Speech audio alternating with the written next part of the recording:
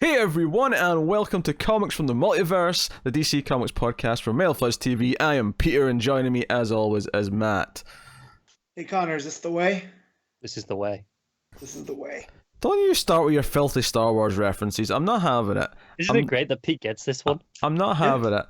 I know what you're doing, and I'm not on board for it. Connor's here too.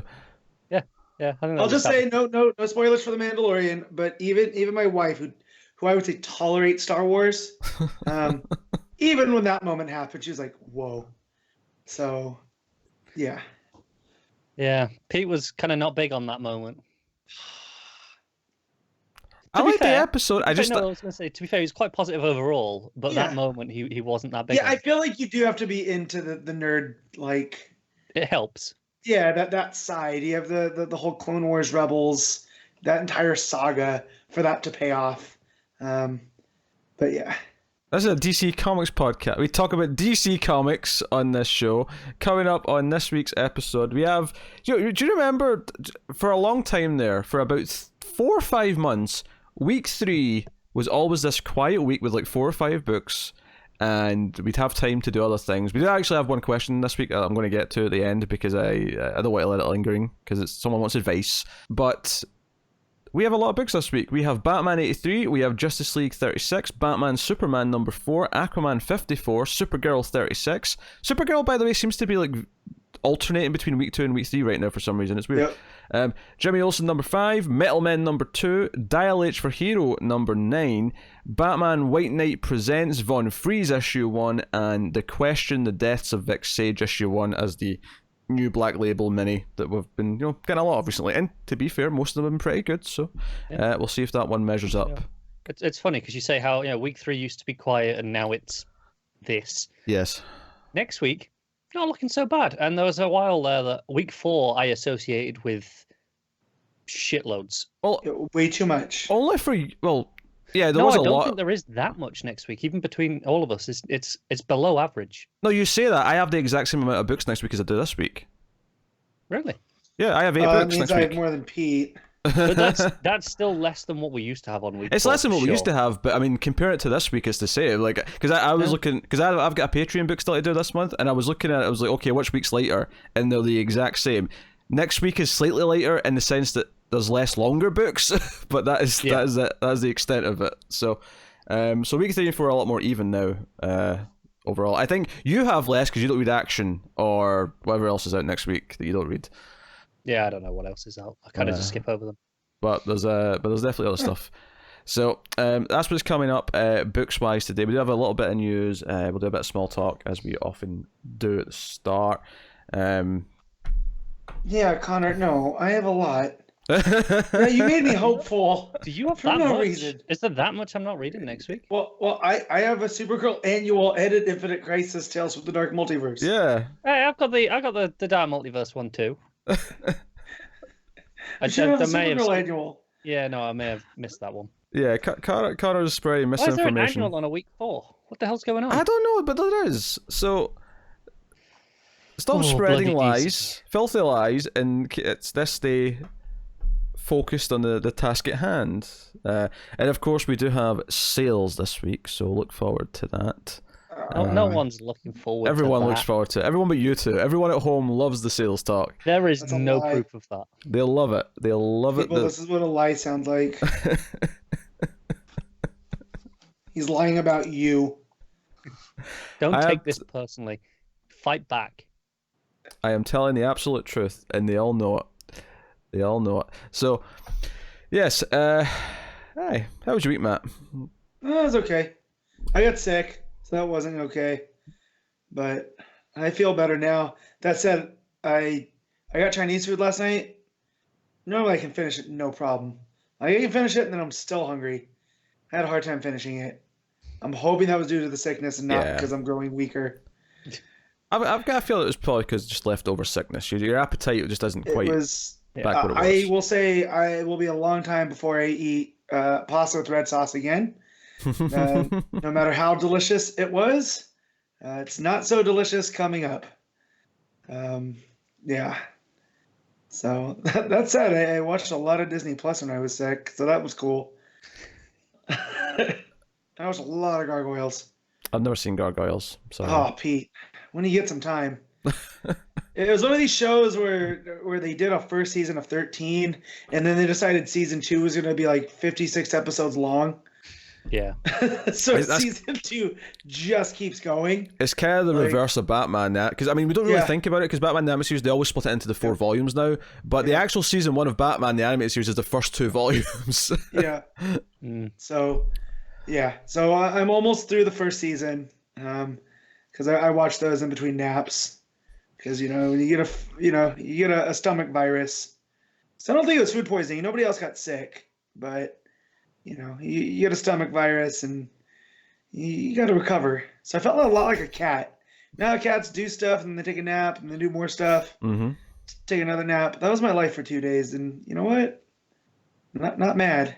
I'm going to ask Connor how his week was. I don't care. Hey Connor, how was your week? It was weird actually, because Paige was away on holiday without me, obviously. She went with her sister, so she was away from like Monday to Friday, and then I was doing night shifts at work, which I don't usually do, so it kind of just threw me out all week. I've kind of not really known what I'm doing. Yeah, we had fun recording at really weird times this week. At least one night we were up at like 3 a.m.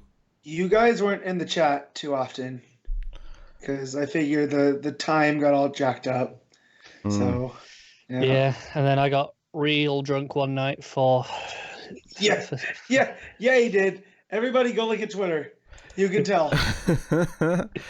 No, I'm representing Streams After Midnight today. I got a Stream shirt in the mail yesterday. Oh, there you go. So that's fun. He's also gone temporarily bald. Well, he claims it's temporarily. That's temporarily. My head's been cold since I shaved my head. I'm not keeping it this way. So no. Don't you have beanies, or I don't know if that's what you guys call them? Yeah, I have beanies, but I don't own any beanies. But but even putting up Pete, I have a luxurious head of hair, and when it drops below 60 degrees, I throw one of them suckers on. I don't know how you could live where you live. Temporarily bald. Jesus not Christ. growing. I had to convert that. That's 15.5 degrees. That's t-shirt weather. That's borderline summer. That's like early summer for us. Guys, I live in a desert. All right? It's regularly in the summer 115. Yeah, no, but that's the point where the vast majority of people in this country will go, maybe I should get out the shorts. Well, we'll move on to some news, some DC Comics news. We'll move on to the start. Yeah, move on to the start. Me and Matt just did our weekly wrestling talk that goes up on Patreon as part of this show, and Connor had to sit and listen to us for almost 40 minutes. I had one comic left to read. I went, that's fine. I'll just do it when you do your wrestling talk, because it's usually 15, 20 minutes every week. And I'm like, it's fine. I can read one comic in there. Connor's going to start leaving like 3 books for the show. I probably should. Because you'll have time. We could start more on time if I did that. That's true. Could start a bit earlier. Oh, it's a time hack, Matt. We figured out a way to start a bit earlier. We got it. All right. So starting up news-wise then, this is a really small thing, but there's going to be a 2-page prelude in Batman 85 by Tynion to sort of set up tease his run, which is starting in 86. So. Yes, by March. Skill of March. Don't like that. Nope. How do you sign up for that newsletter, Connor? You're just gonna go on his Twitter, and he was tweeting about it yesterday. And there was a link, and you just put your email into the link, and it'll send. This is James Tynion the Fourth's newsletter that he just started. Yes. Yeah, I'm subscribed to quite a few comic writer newsletters. Yeah. They're usually pretty interesting, and a lot of them, have fun with it. It's pretty informal. But Tynion was interesting because obviously, just starting, he was talking about his Batman stuff, and he had a big couple of paragraphs on his kind of mission statement of what he's going to do, and he was talking about it as an action horror superhero book. I do like the word horror. I'm all for that. And I like action horror. Yeah, there was a big part how he talked about how the way he's treating it is the villains see Batman as Michael Myers from Halloween. No matter what you do, he just keeps coming. He just keeps getting up, and Batman is terrifying to them because they know he's actually just a man. They know underneath the mask he's just a person. He hasn't got powers. But no matter what they do, he just gets on up and keeps on coming. He's singing my tune. So. Yeah, I thought you'd like that. You know, if I was going to compare him to a horror character, it would be Michael Myers. I mean, he does have the mommy issues of Jason, but he does just keep coming. Like there is a force within him. You know, that's how I'm reading Batman from now on. Thank you, Tynan. Yeah, Hey, I've always nice said I like Batman as a force of nature. It's always been my favorite way to write Batman. Yeah, but when I feel like there's an evil force in him that's driving him to do it, it makes it so much easier to read. Anyway, next up, Harleen 3's been delayed. It was meant to come out on December 18th, which actually makes that double episode week for us. No, it's worse. What? It's way worse because Newsarama are late on this news. I'm sorry, because I saw this headline and I said to you guys, hey, it's been postponed 3 weeks. It's been pushed to December 18th. Oh, we already had that in that date then. Yeah, we did when we looked, because we did our scheduling last week, and we had that on December 18th. Yes. You just gave me hope to take it away. Yeah. It was supposed to be November 27th. So there's not actually any news then, because it was already on this date last week when we talked about it. When we talked about it between ourselves, yes, it was on this date last week. We obviously didn't see the news. Well, nowhere else was reporting it yet, but where we check it already updated. So, yeah. Okay, so it's on December 18th now. It was maybe November 27th. 3 week delay, no biggie.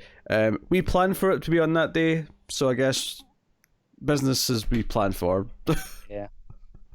Okay, yeah, if you didn't hear it last week, what we're doing on that week, because there's so many books on week 3 in December, because there's no week 4, we're going to have a two-part episode that week, where we'll have the first part will be up at the regular sort of day time, and will be probably the normal length, and then there'll be another normal length episode a few days later, because there's not many books. So that's what's happening. Okay, Harleen delay. Next up, they rushed a solicit for a Birds of Prey giant, because they've been doing these giant comics that are mostly reprint material but have some new material in there. They're doing one on January 22nd. They're just rushing it out so it's out for the movie, basically. So it's a bit late compared to the giant, because obviously we've had February solicits, so this is late. But yeah, if you're interested in this, maybe talk to your shop, because you've got till December 9th for your shops to order them. But I know there are some shops that are not as up on things as they maybe should be, and don't check the final order cut-offs of everything, like these things that just pop in last minute. So if you actually want it, maybe just ask them. Oh, here's a bit of good news. So here's one comic that is moving from December 18th to a different date. Curse of the White Knight issue 5 has been pushed forward a week from the 18th of December to the 11th of December. Oh, good. So that's one less book. Do you know what? I saw the headline of it. It was moving a week early, and I hadn't actually seen when it was moving from. Yes. So I was just like, whatever. Because in my head I was like, well, it's not moving to the 18th because there's no week 4. Yes. So I was like, it's fine. And it's actually great. That means there's now 16 books in that week, so it'll be an even split of 8 books in each episode. Easy peasy. Yeah. Watch something else get delayed though, just to put the number back up. Watch it happen. It might not be Doomsday Clock delayed out of it though, because they're releasing actual previews now. They're teasing out. Yeah. They're going hard on it. No, they're really hyping up. I'm super excited. Every time they're like, it's coming December 18th. They're confident. Don't worry, Doomsday Clock will be in that first episode, not the second one. Doomsday Clock's coming first. Can you imagine? Is anyone else planning on rereading it all like the week before? I hadn't thought about it yet, but I might. I'll see what time's like.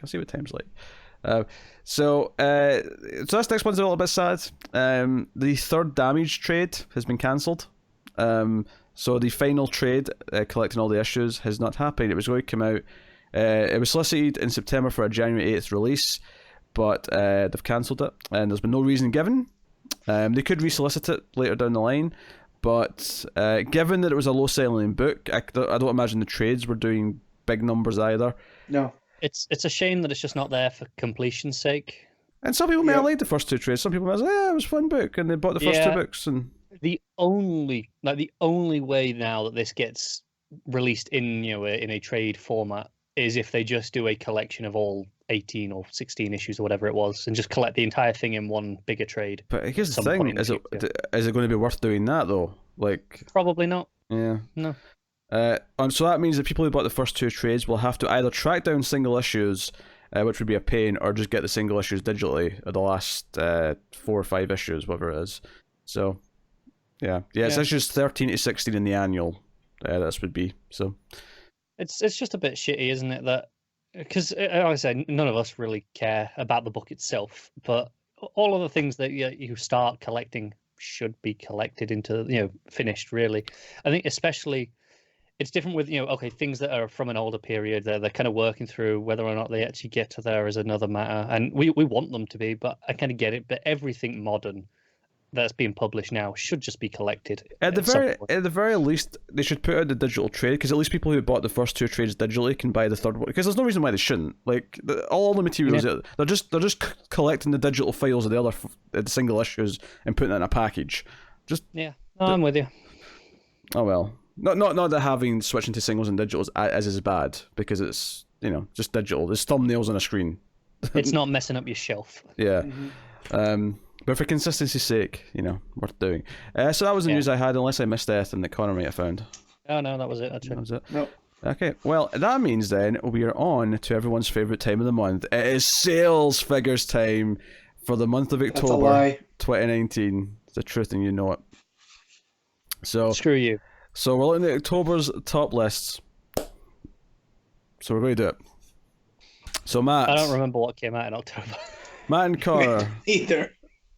Take a guess here at what number 1 was. Did we have a Doomsday Clock in October, or was that September? No, that was September. It did fairly well in September, but no Doomsday Clock. What did Marvel game the numbers with this month? It's not a good top 10 for DC. Is it some of Hickman's stupid Avengers X-Men bullshit? No, because that was last time. I mean, X-Men 1 did come out in October, right? Are you guessing X-Men that? 1.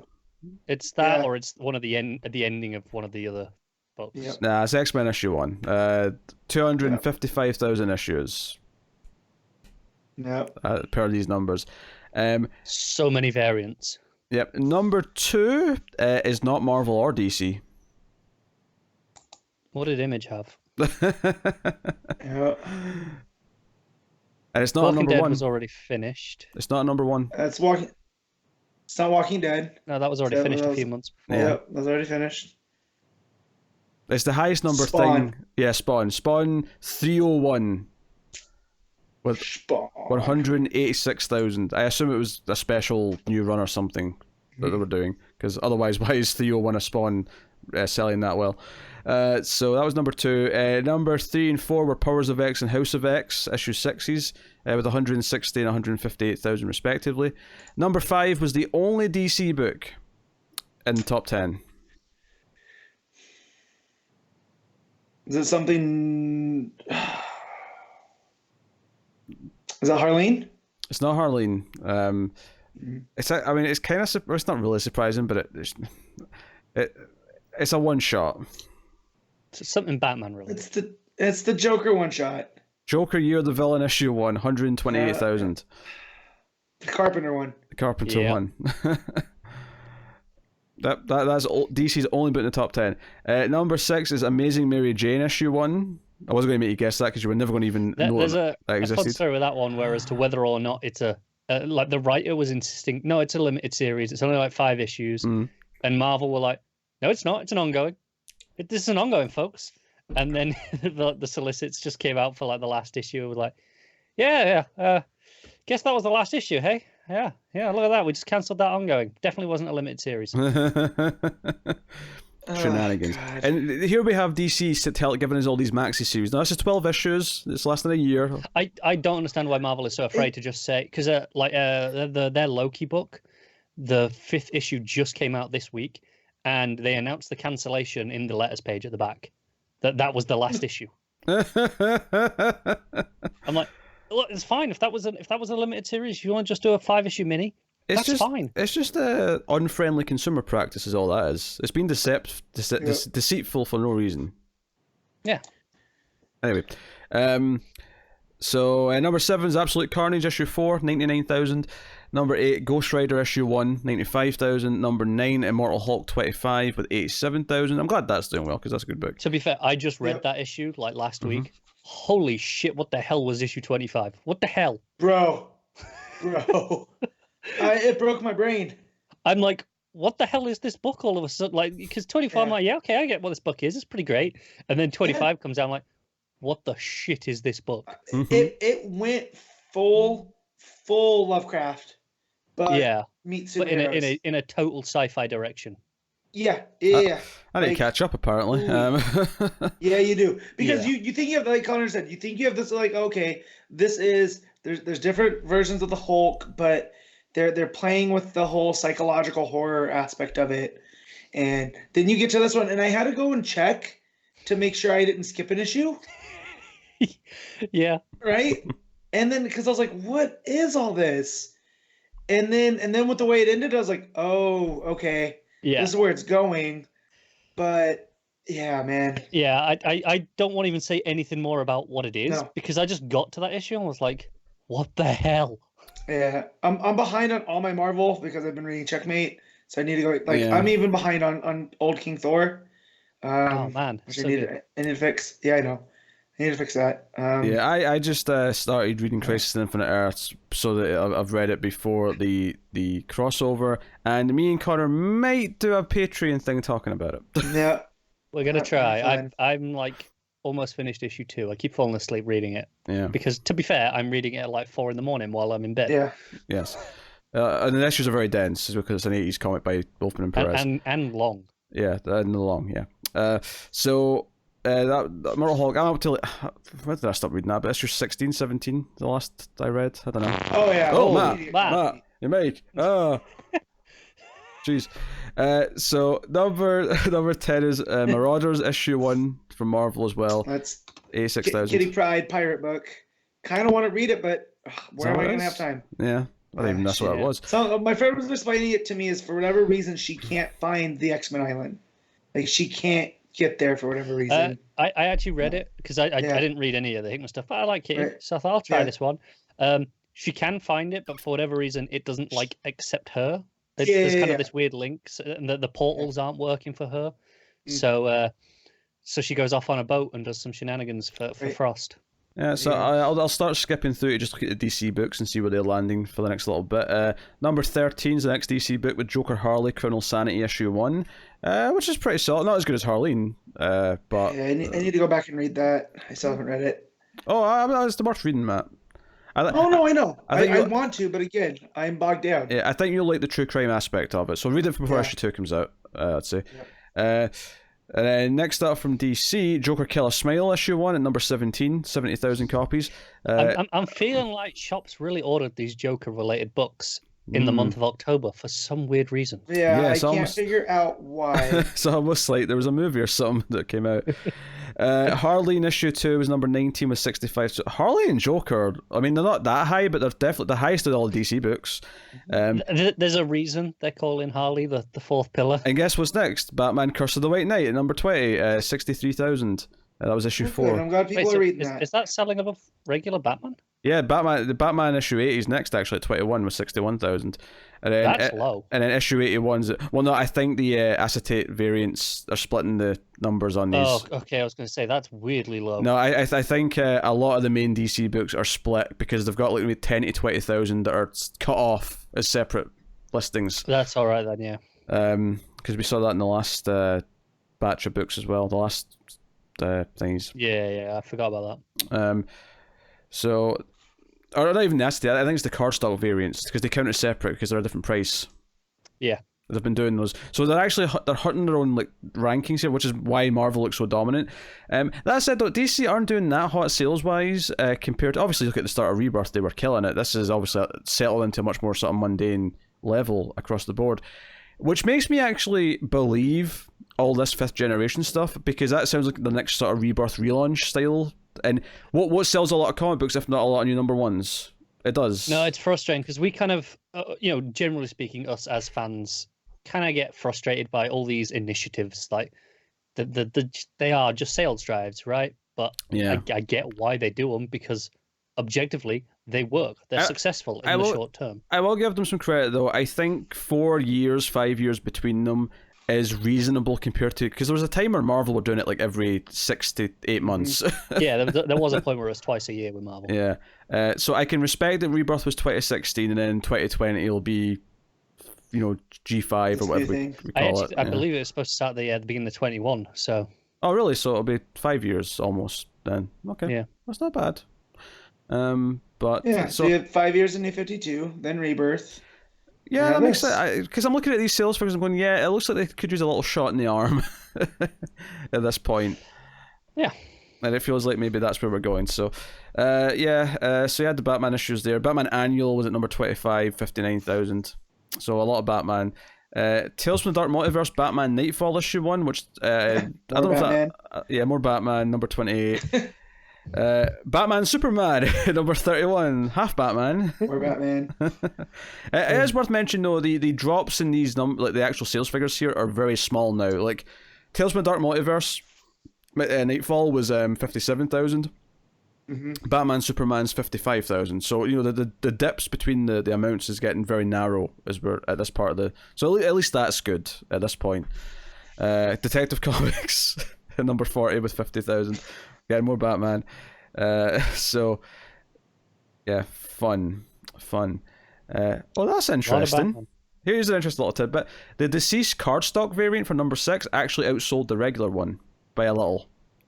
The cardstock variant was at number 42 with 46,000, and the regular version was at number 45 with 46,000. I mean, they're both 46,000, but the cardstock sold about 400 more copies. So that's interesting. Yeah. Pretty even split overall, though. Yeah, pretty even for that one. Do you know what it was? I think it's because the variants for Deceased have been so good that I think that's why it did so well. People wanted the variant.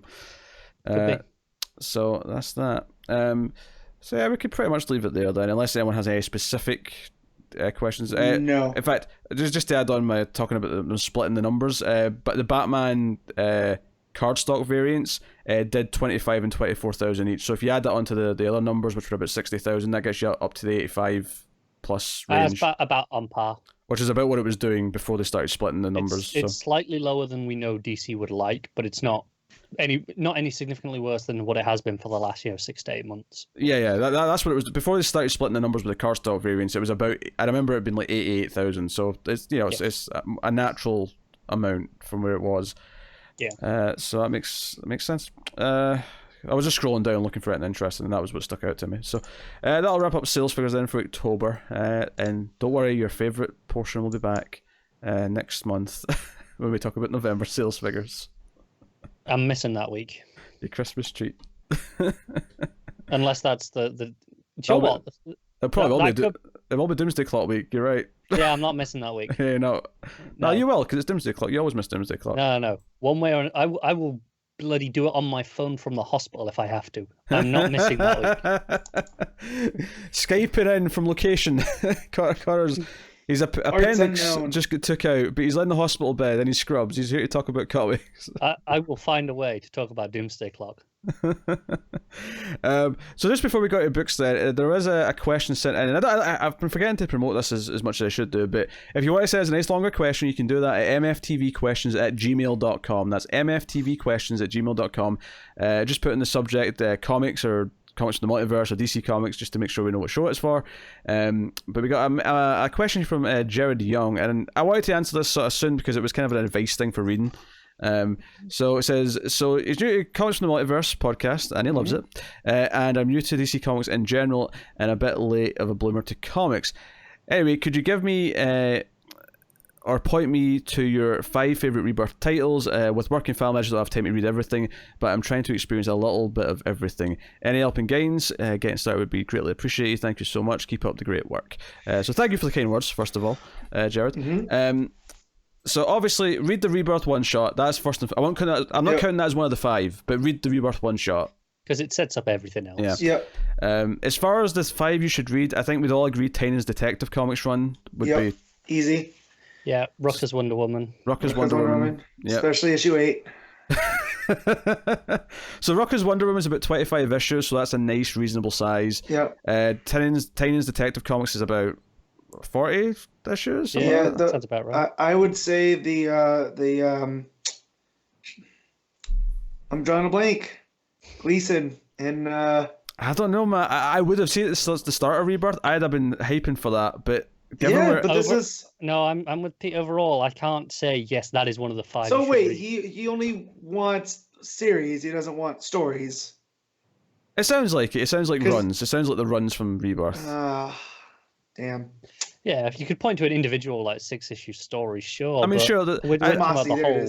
Yeah, the first, like 20 issues or whatever of, up until Superman Reborn, the Superman run was good, but after that, it's not enough to recommend. It's the same with like King's Batman. I don't think I can recommend that as an entirety to someone right now. Yeah, not now.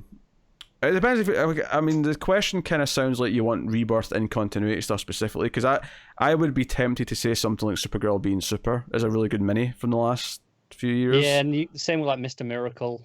Yeah, well, of course, yeah, Mr. Miracle.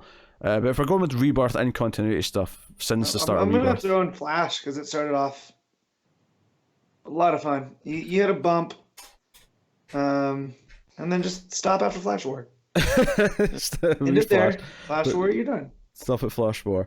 Because that's when you look at how long that's gone, you have a lot of reading to get into before Flash War. And the majority of it's good. It's about 50 odd issues, isn't it? You do. Yeah, right? You do. I think you two would recommend Justice League Dark, and I'm bringing that up because I think if you want, different corners of the world, that'd be a good thing. Actually, Joe, I'd recommend it for a really fun corner of the world that was really good. Pretty much right up until it ended to varying degrees was Green Lanterns. I would recommend checking that out. Green Lanterns. Supergirl, I would say, from the beginning. That was a good run. I think both Supergirl and Batgirl have been pretty solid overall, and consistent. Yep. I'm trying to think of the team books. Outside of Tech. Yeah, Tech's the gold standard. I'm trying to stick away from just the Batman side of things, or just the Superman side of things.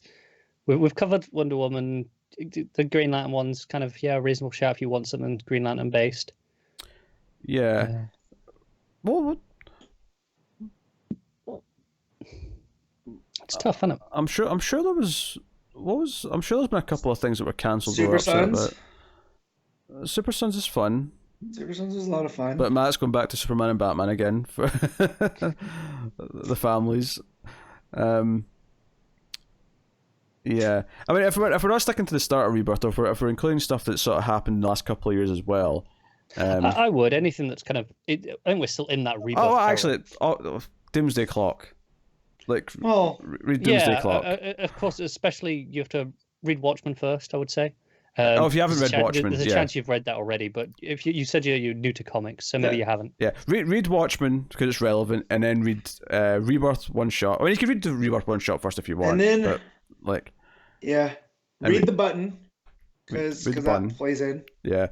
So we'll count that all as one. We'll count Watchmen to the Button to Doomsday Clock as one thing, right? Yeah, because that's one thread. Yeah. And then when you're done with that, and I'd say Detective. Get an HBO count. I'd say Detective from Tynion and Rocha's Wonder Woman is 2 and 3. So that's your three main books, I'd say, that are musts. Yeah. Right. So we did another 2 that we say no, those are the other 2 you should read.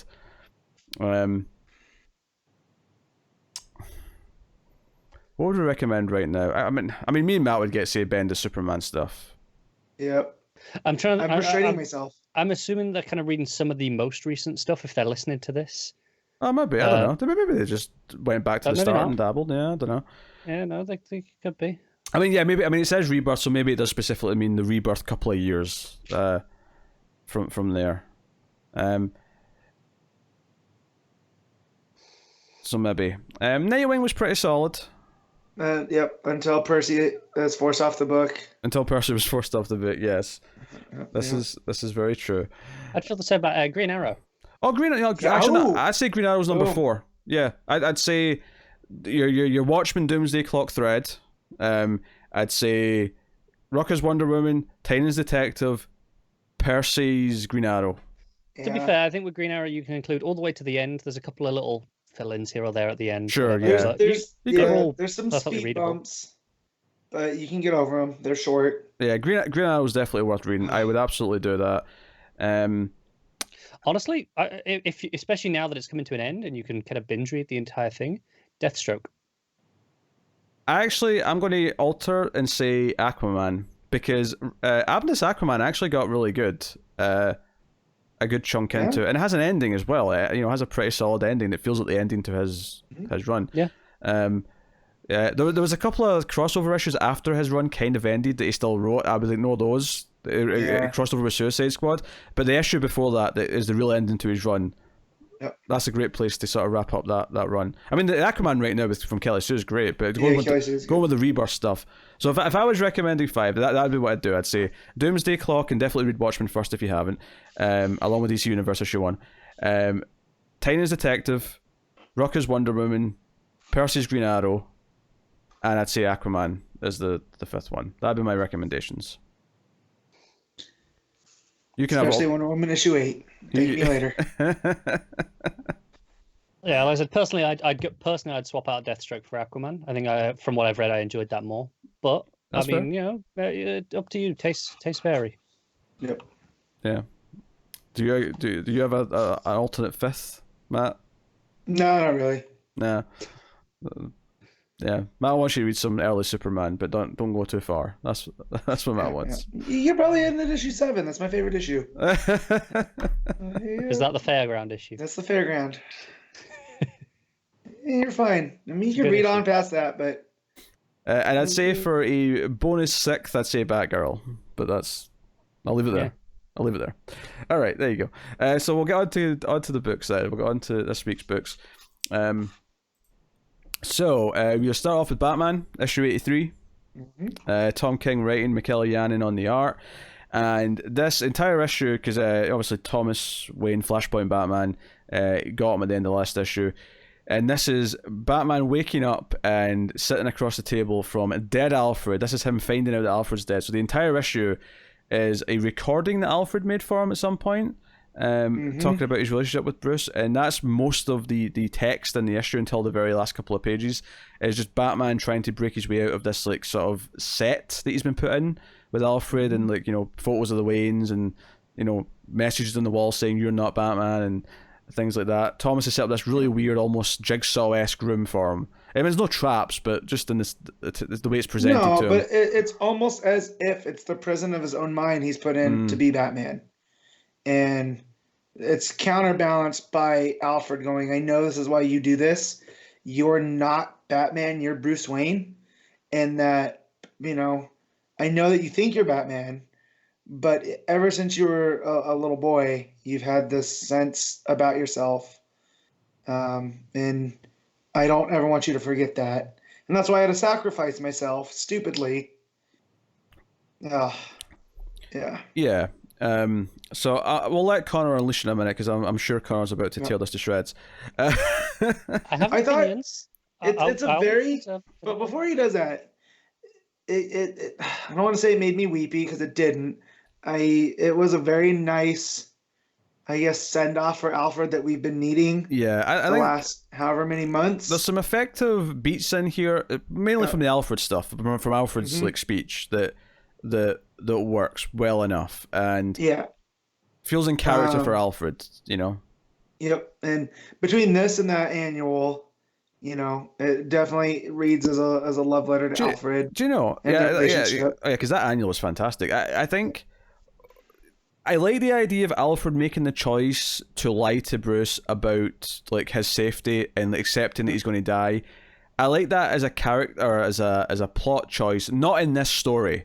I think if it was justified with something else, like if he did it to save Bruce in some way, I think I'd be all over that choice. As it is, it doesn't feel kind of earned in this, I don't think. It's kind of just so that Bruce will go, well, it's safe for me to go in and stop Bane now, right? Yeah. Yeah. Because he's not being cautious, and that's why I say he stupidly sacrifices himself, because Alfred didn't have to die in order for this to happen. No, not at all. I think that's kind of what Pete was getting at there, where Because It felt a little unnecessary on Alfred's part. Alfred making the choice to sacrifice himself to save Bruce feels so in character for Alfred, but he's not really doing it here to save Bruce. He's kind of done it here because he assumes there's no way around, the bargain for Batman to get in the city. And I just don't really feel like that was really driven home enough. Like, I didn't feel like the city was desperate enough that Alfred would need to feel like he has to let himself be killed to help save the city. I want to buy that choice, I really do, but I just can't based on what we actually got in story. But then it's surrounded by all of this really nice imagery of Alfred, even before he was, his guardian, about Bruce being with his mom and dad, and the sullen face that he wore in public, even around his parents. But that's not who he was at home. He's actually really brave, and he would get himself into trouble, and he saw this, as he became an adult, that same face. There's a lot of really nice words. I did kind of like that it was trying to tie in the whole run, because he mentions like him looking like Bruce Wayne again at the wedding, before Selena abandoned him. Smile. And also mentioned, you asked me recently, if this is a good death. And that was the first issue. I was like, okay, I like that the run's starting to feel like these things are all kind of important and then the relevant. whole message of there is no good death, yet it's being as Alfred sacrificing himself. I get what King's going for, but I don't like it. I don't think this story earned Alfred's death. I think Alfred should die at some point, and it should be emotional. It should be this great thing, great story. I don't think this story quite earned it, unfortunately. Because of King now, I've lost two of my favorite Bat characters. I lost Dick Grayson, and I lost Alfred. Dick will rise again. Yeah. And to be fair, we all know that was Didio's fault. Yeah, but it happened in the pages of Batman. Mm-hmm. So you're holding King responsible. I'm holding him responsible. Yeah, and so this was definitely the thing, right, that he had to clear. I imagine so. It's been long enough now that I feel like this is likely the thing that you had to get the okay on. Oh dear. So Batman loses his shit, he fights his way out of the room, weeps a little bit. Yep. Eventually gets out, because Catwoman shows up and is like, okay, you're ready to come see him now. And we see the entire Bat family kind of sort of, they're all there lined up. Yep. Because they've all been defeated. And Thomas Wayne's like, okay, you're ready to not be Batman anymore. Is it done? Are we done with this stupid charade? And of course, being Batman fans, we're all like, of course he's going to say, no, it never ends. And that's what he does. He says, no, it never ends because I'm the goddamn Batman. I mean, he doesn't actually say that, but that's what I'm thinking. Not this time. Yes. So this led me to look and research Psycho Pirate. And I hate that Psycho Pirate's been used as this device now. Because in the history of Psycho Pirate, his powers are never fully defined. So he's just kind of, you need mind controlling emotional stuff? Here's Psycho Pirate. We're never going to explain how this exactly works. But apparently he takes over minds. And he can control emotions. He used to be a psychic vampire at one point. But I guess not anymore. Like Dr. Sleep? Sure, I haven't seen it, but... Psychic vampires is basically the plot of Dr. Sleep. But Gotcha. Sure, I guess. So I guess this is what's controlling Selena and all them, and the Medusa mask. That we've been. I'm still trying to piece this all together from his run in general, and how exactly does ventriloquist play into this? Because just because Thomas needed an Alfred and. No, but remember, it's hinted that he's got mind control abilities too, because that's why he brought him on to Santa Prisca in Batman Suicide Squad. I'll be honest, that was so long ago, I can't remember the specifics of that. In particular, you could be right. Yeah. And that's why they brought Punch and Julie as well. And the whole reason that Bane has Psycho Pirate there, and it's to control the emotions and whatnot. And I don't know what he's going for here, but I'm starting to feel that outside of Mr. Miracle, where he has this is the definitive end, I feel like Tom King doesn't stick his landings. Because now we have this, and we have Heroes in Crisis.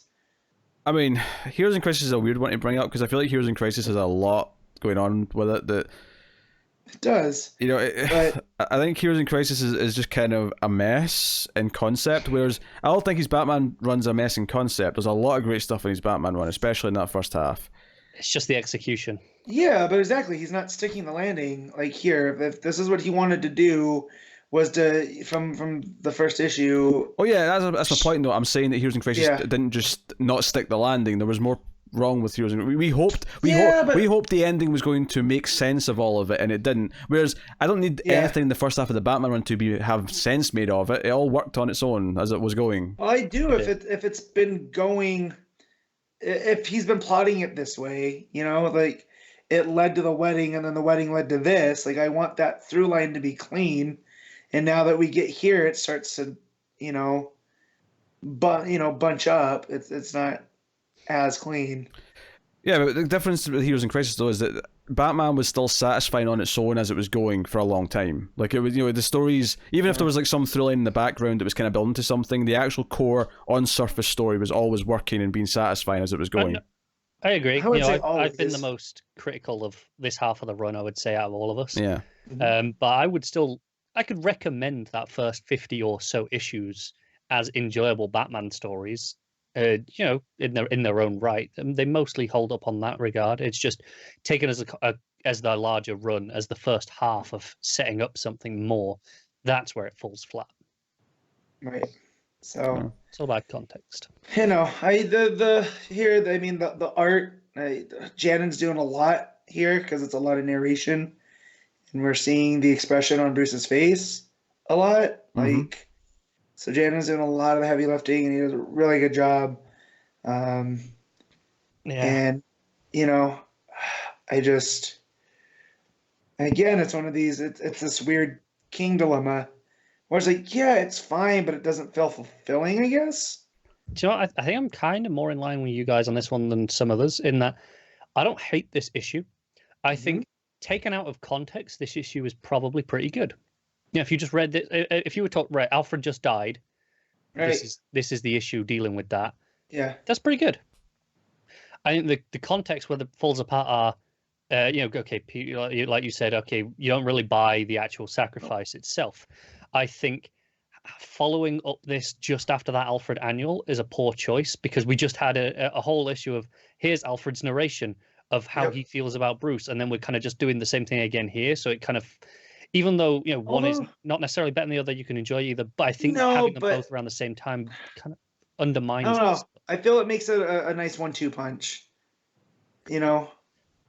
See, for me, I think if that had been maybe before Alfred had died, maybe that would have had more weight. But this here, okay, having both of these post-death kind of just makes this one fall a little flat for me, and this is the more important one. This is the one that needed to land. Was that was that annual post-death?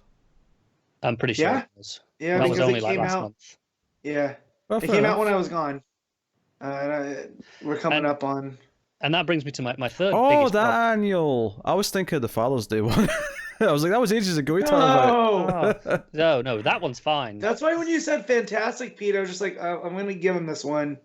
No, I was talking about the Father's Day one. Yeah, that annual was just okay. The Father's Day one was fantastic. Yeah, obviously. That was so far removed. That wasn't even in my mind. That was like a year ago. I'd forgotten what the annual was. I'd forgotten what the recent annual was. And that wasn't it existed by the sound of it. Right? Wasn't that Taylor? It was, yeah. It was Taylor, yeah. So but that leads me to my third biggest problem with the context of this issue is Alfred died like 3 months ago. This should have been right after. If Alfred died 2 weeks ago, like in the last issue, and then we had this, this might have hit hard. But we've been going for 3 months going, is he dead? I don't know. And at this point, kind of over whether or not he was or not. And then we got it confirmed in the solicits last week and a little bit before. So now it's been murky. The whole thing's been murky. That said, I'm still an emotional type that when Bruce puts him in and covers him with the cape, that one hit me. No, but that's why I say out of context, this issue is actually quite good. But because you can't read it out of context, it is part of the story. It's part of when they release these things. Yeah. If this issue was right after the next snap, and this was before it was all confirmed in solicits, and we spent 2 weeks going, wait, was that the end or not? And then we had this as the follow up. This could be fantastic. Yeah. But as it is, it kind of just loses all the weight, and it feels like, okay, yeah, well, we know he's dead now, so let's actually just confirm for Bruce. It kind of just feels like I'm going through the motions now. Yeah. Yeah, it's unfortunate. I also don't like Flashpoint Batman. I don't know if I like him less or Batman Who Laughs. Probably Batman Who Laughs, but yeah. The issue ends with them just about to fight, basically. It's just, Standard King ending. Yeah, but see, I feel like Flashpoint Batman's supposed to be a Batman I don't like. Yeah. So it's like is he working heel, and because he's working heel, I don't like him, or does he have that I just don't like him, I don't want to see him, I think the former in this case. Yeah. I think you're supposed to kind of hate him at this point. Yeah. Oh yeah, he's definitely been the antagonist. All right, what are you rating him at? I'm gonna give this a 7. Connor? I'm gonna give it a 6 because, like I said, the issue is decent. Just contextually drags it down a lot. Yeah, I think I'll agree with a 7. And that'll take us on to Justice League 36, Scott Snyder rating. Just Scott Snyder. This was notable because it's been him and Tynan for the longest time. Yep. Francis Manapul and Howard Porter on the art. So we will dive in. First thing I want to say is I think this is some of Francis Manapul's weakest stuff I've seen. I think. Yeah, it's not as strong, but I still enjoy it. There was a chunk early on with the villains. There's a facial reaction from Sinestro that I thought was downright bad. The cheetah design also not very well. It doesn't feel quite as polished and smooth as Marvel usually does. I'll agree with that. There's like a sort of scared shock face from Sinestro. It looked like he was Dick Dastardly in a cartoon reacting to like. I don't know, something bad about him. I know the one you're on about, yeah. But it's not bad art by any means. It's just on Manapul scale. It's not good. Because most weeks you give me a Manapul comic and I'll go, yeah, this is probably in contention for best art of the week, and it's not. Yeah. Let me rephrase this then. I think it's bad art in the sense that it tonally does not fit what this book has been. That panel where Sinestro's looking scared and then you've got Grodd and Cheetah also looking worried looks like it's just tonally from a cartoon where everything's lighthearted. It doesn't fit the rest of the book for me. I wouldn't go quite that far. So basically Perpetua makes a bit of a double heel turn here where she turns her back on all of the villains except Lex, who's her pet boy, but Brainiac 1 million becomes her Mobius chair. Yeah, that was like rough. That. I don't know. He's receptacle of everything. I don't know. When you said double heel turn, all I could think of it was me, Austin. That's why I started laughing. This is what this is. Oh dear. Yeah. She's the higher power. She's the higher power. Do you know the problem with this is though? Is I've never really liked Perpetua. I've complained about her a few times in recent issues. So her making the rest of the villains that I actually like look like chumps, that doesn't exactly isn't fun to me. I'm just like, oh whatever. No. So wasn't super into this opening stuff with the villains, I have to say. I kind of liked it. Oh, she bloody did. It's the standard of, okay, let's re-establish Perpetua's threat level by, okay, this is how easily she treats these villains, and the idea of her betraying all of them, even as Lex is there, kind of going, no, come on guys, listen, it's fine. There's a reason for all this. Just go along with it. She knows what she's doing. There must be. It's him kind of leaning into this faith and kind of so determined not to admit he's misplaced his faith, and he's kind of allowing all his teammates to just kind of get used. Right, I like which that. is the most Luthor thing he can do, though, because he's distilled down to his most Luthoriest, Luthonian elements.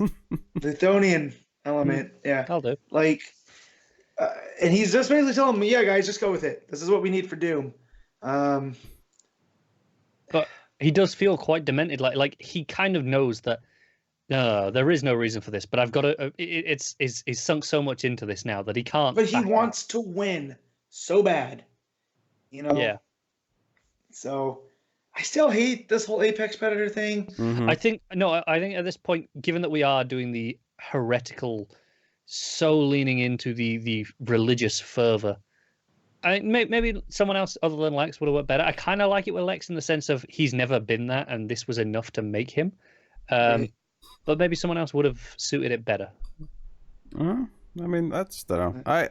I was not feeling it. The rest of the show is kind of the Trinity getting all the extended Justice League together. You see the Bat family there. You see, Terrifics over there. They're reestablishing their faith in themselves, which I kind of like as a counterbalance to Lex's faith in Doom. Yeah, they want to try and inspire everyone to maybe tip the scales back towards. Not just towards justice, because that's the point here. Is we have to make people believe in themselves. It's not just about justice. Yeah, the Ultramon. So I like that message. I just feel like it's mishandled here. Yeah, the Ultramonitor sent after Kendra and the Janin kid. I forgot his name. Oh, Anti-Monitor. There you go. Not the Ultramonitor. Yeah. No, it's the Ultramonitor, right? No, it's Anti-Monitor. Yeah, but they combined. They all combined, right? I don't remember. This is classic Anti-Monitor. He's huge. Yeah, but they all combined. They all combined, yeah. Yeah, he's the Ultramonitor. They did? Yeah. Yeah, they had like the big moment like 2 issues ago. Yeah, they all merged into one. But then he sold out, and that destroyed that, and he took his old form because he was no longer, Mobius, the Anti-Monitor. Now he's just Anti-Monitor. Yeah, you could be right. It's always a sign of a great run. Right. Well, and then I like too that they're gonna have to split off and go. So I like that John Stewart has to go with Jay, and that Barry has to go with Alan to go do what they need to do. So I will always mark out for a Flash Green Lantern team up, no matter who's in there. Yeah, those two teams that are trying to get Kendra in that back, who are under attack from the Anti-Monitor / the Ultra-Monitor. We'll figure that out later. But the issue ends with this army that the Perpetua's gotten together for Lex. He's in his big ship, and the Justice League are getting ready. And Batman teases he's got one trick left up his sleeve, and Jarro's like, "Yeah, awesome, bit of prep here." And the Hall of Justice turns out to be a giant flying ship that rises out of the ground. Step too far. Oh no, I was into that. Oh no, not me. Do you know? Step too far. I like how it looks on the final page, but I have to admit, I realised that basically what it was about to do is turn the building into a equal ship to fight this ship with, and I kind of rolled my eyes a little bit. I was like, okay. Yeah, me too. I like that type of stuff. I just feel like here, it's just a step too far, and I was into it, and it's the stuff at the start where they were talking about, okay, we chose the lightest stone that we could, the universe, so that it would be easy to do this. I like this. It's just like, for me, this is classic Snyder. Everything has to be the biggest big thing. Yep. Any idea he has, he'll do. It's okay. Which I kind of admire. I just don't like it here. I never want Snyder to not do this, because I'll take this over, 0 year type stuff. Oh, sure. Any day. Yeah. Right.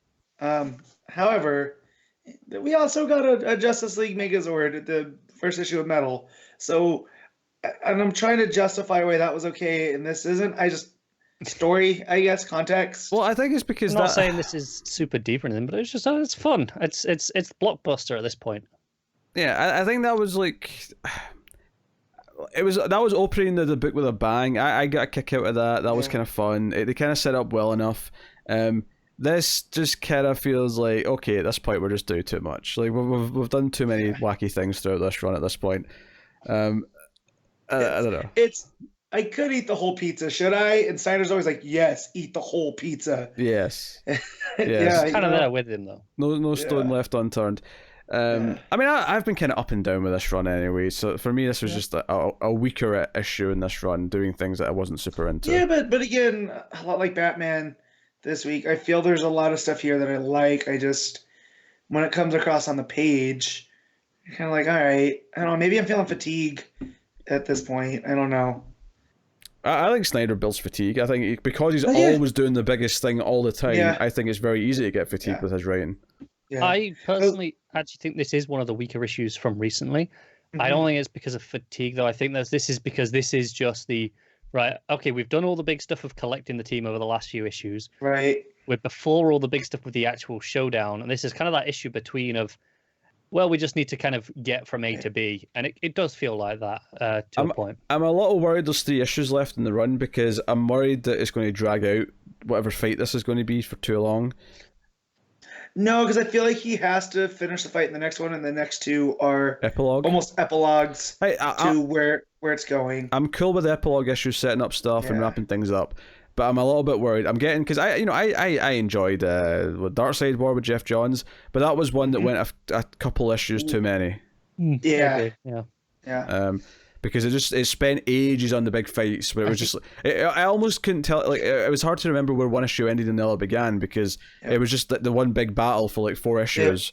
The only thing I will defend if this issue goes over just the next one issue is that there are so many characters here that we can kind of deal with that if we're not just on the same 2 or 3 characters, there could be a lot to actually show over that fight with all this, because we've got all those past people, we've got the future people, we've got everyone here. Maybe it'll be one issue epilogue, and then it'll be over the next 2, because you have to go get Kendra, you have to Batman has to fight Lex, ship versus ship, and then you'll have person to person. Right, fighting these Ultra Predator or whatever they are. Yeah, and then Perpetua herself, you assume. Yeah, which I feel she's more of a concept, so you have to make people believe in themselves to undo the doom. So, but we still know though that wherever this goes, we still have to have the Titan stuff where Apex Lex fights Batman Who Laughs. So where does that play out? Is that going to be in this book? I thought that was just going to be not in this book, but I'm talking in general. So that thread still has to end up. Yeah, somewhere. I mean, Apex Lex could be back to by the end of this book, and that just takes place before that happens. I'm fine with that. We see that all the time. No, but I'm just saying it's there's that too. Yeah, there's gonna be that thread. Murky, a lot of murkiness going on, but yeah. It was fine. It was okay. I'm not super enthused by Justice League right now. Matt, what are you giving it? We'll give it a 7.5. Connor? Yeah, I'm just going with a 7. It's a decent issue. Not my favorite. I'm gonna give it a 6. So I'm so sorry that the first 2 books were both pretty middling because there's more good stuff coming. I'm trying to get to them. You know what though? I read my first 2 books of the week, and I posted this in the Facebook group, and I was like, oh boy, I might be real negative this week. We haven't got to them yet. Yeah, but you're always a negative, Nancy. But I hate Ginger Degrader. that this is someone's first episode, and we've sat and dogged on the first 2 books. We're actually pretty positive a lot of the time. Maybe not Connor. I've been trying to add the positives in there. Yeah, I'm trying to be. You know what? Positives in this issue. If we want to just talk, just something to uplift at the end. Jaro again, even when he's not saying anything, there's just when he's hanging off Tim's staff, and he's doing the kind of the pose. I loved that. Also, I don't know if this is a continuity thing or if that's Snyder going, no, man, Francis is not drawing Drake in that ugly brown costume. He's in this Red Robin costume. Yeah, I noticed that in Batman as well, though. Yeah. I'm like, thank God, because if I never have to see that other stupid costume again, I'll be quite happy. So it's coming. Oh yeah, I know. One of my favorite things Snyder's created is the Starbro Jaro. It's great, isn't it? Yeah, I love it. Yeah, Jaro's been the best thing about this run. Honestly, when Jaro sacrificed himself in the next 3 issues, that's going to break us. Well, but as long as there's a piece of him left, he'll regrow. It's fine. Because I need a Jaro Guy Gardner team up. Oh yes, but I mean, even in this, I laughed so hard when Miss Martian's like, "Yeah, I can't connect with everyone, telepathic. I'm not strong enough." Maybe Jaro, and he's like, "Yeah, I conquer entire worlds and stuff." But that was before. I'm a growing starfish. Yeah, just cracked me up. Yeah. All right, let's move on. Let's move on to Batman Superman issue 4. Joshua Williamson writing, David Marquez on the art. The Secret Six kind of finally forms. We get kind of the build up to the final member coming in, which is basically, I mean, they're clearly hoping for Superman, but they set out the alarm, and it's like, well, maybe Supergirl come, maybe Superboy will come, and maybe that dumb dog, I think was the line. And rude. Of course, it's Supergirl who shows up while they're fighting Scarab, the evil Blue Beetle, who does try to fight out of it at one point later in the issue. Yeah, Jaime does, and this is what I'm liking here, because what we got in Hawkman last week, right? That's not Carter. It's a version of him, and this isn't Jaime. The Scarab actually got corrupted. So I am curious about Deathbringer. Is it just because what she brings up, though, I'm kind of like, yo, Donna's got a point. Yeah, when Donna shows up, she's like, this is for Dick and Wally and Roy. Yeah, that's right, that's a good point. Yeah, like 3 of the Titans are dead or in a weird place right now. Yeah, she has every right to give into that darkness here, and so I'm curious to see where that goes. Just Gordon with that mask, though, I'll never take that serious.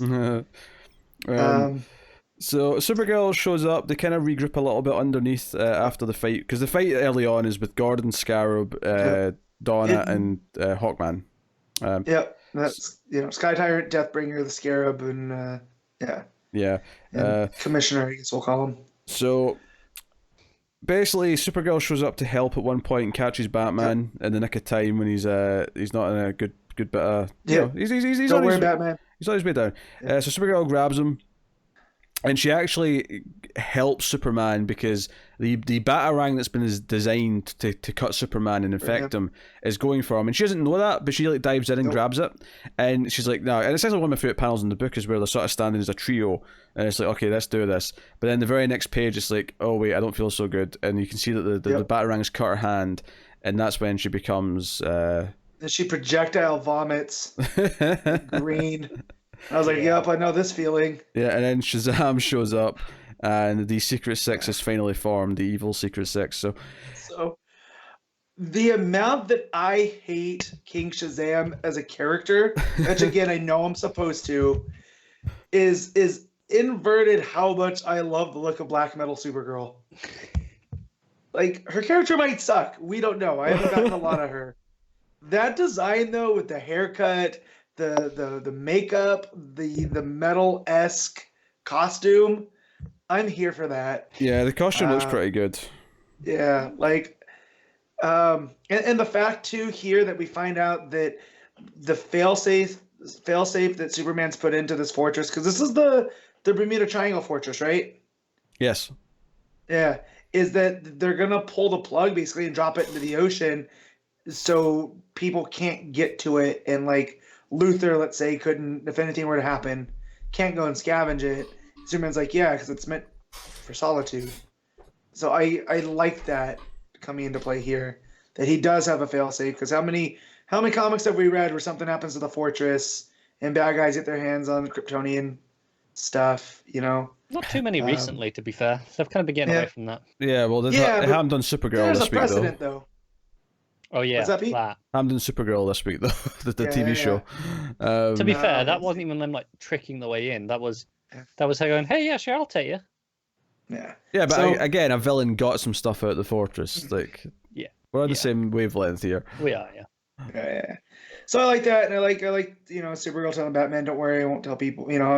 Sorry for saying that, but I understand why people want to hit you. Will always, make you pop. Yes.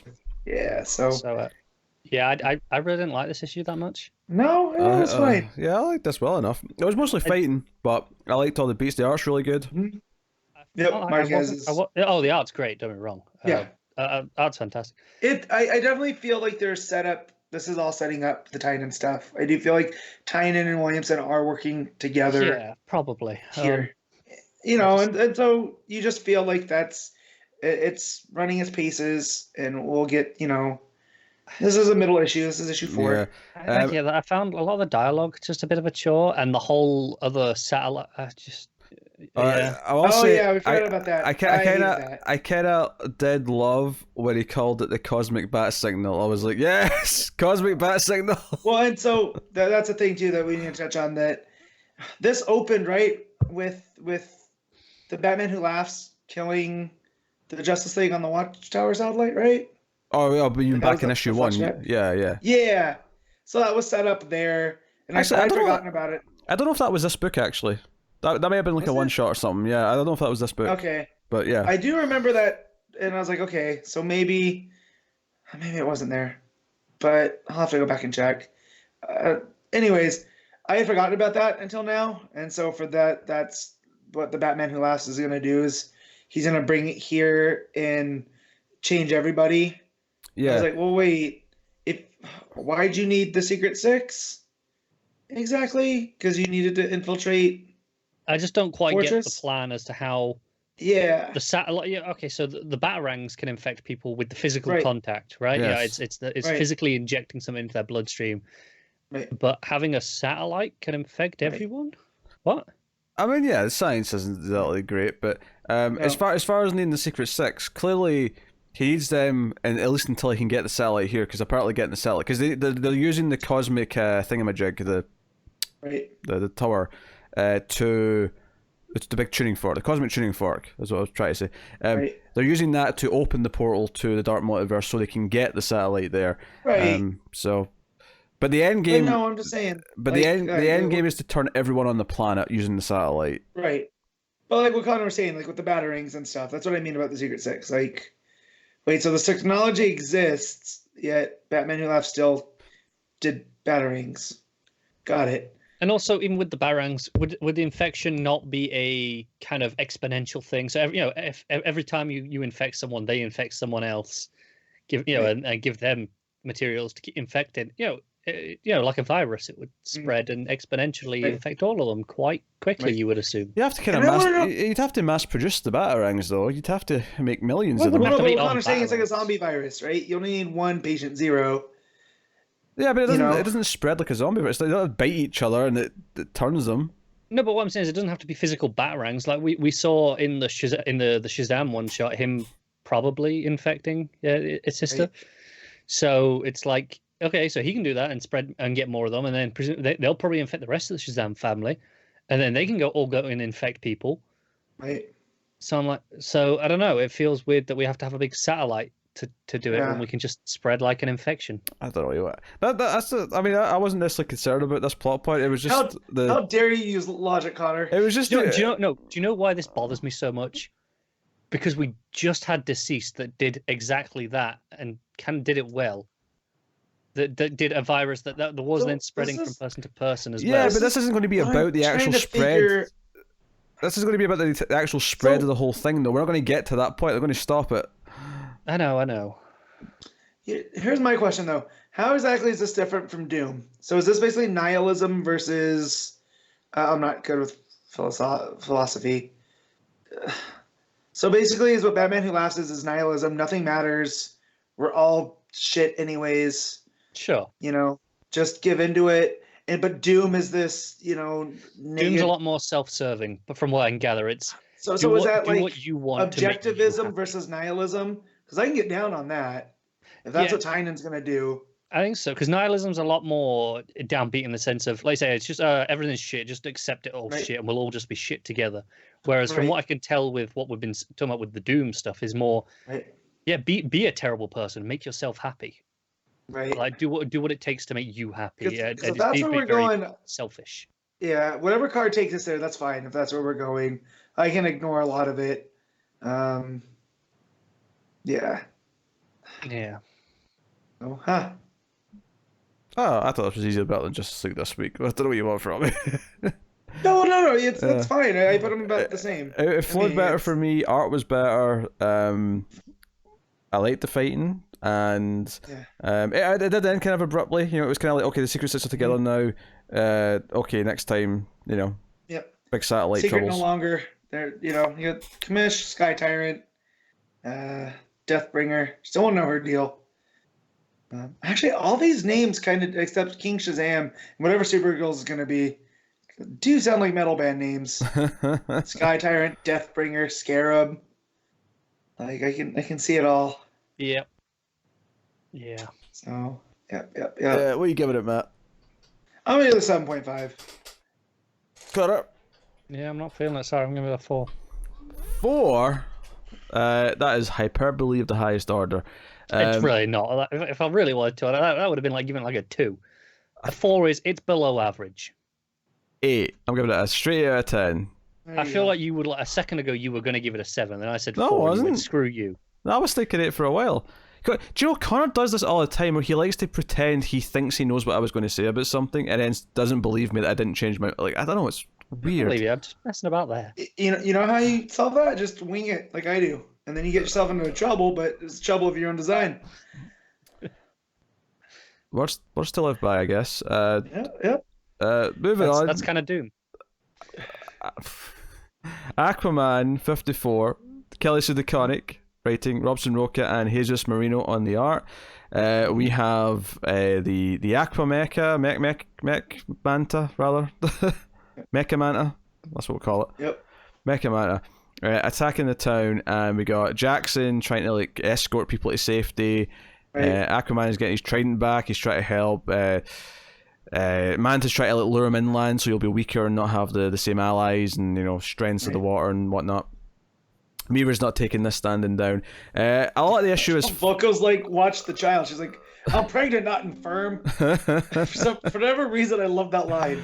And then we have a lot of flashbacks. Manta gets some flashbacks with his dad, sort of seeing how his relationship was with his father, and why he's such a hard ass and all that stuff. So I read this, and as someone that has a difficult relationship with their father, Mm-hmm. I didn't find... Manta's dad reminded me of my stepdad. Like, there's love there, but he's got to teach you the lesson still. Mm-hmm. Like the whole thing about the money. And he's like, no, these aren't people's wishes, idiot. That's money. And if they leave it there, you take it. So, like, I looked at that and just go, well, he wasn't miscared for. Like, yeah, maybe the dad didn't have the gentlest of touches, but I wouldn't call his dad a bad dad based off of these. Well, to be fair, the whole thing with Manta is that he does care about his dad because he cares that his dad was killed by Aquaman, so... No, I know, but I also feel like the dad... I feel like here they're showing, like, hey, wasn't his dad a jerk? And I'm reading it going like, well...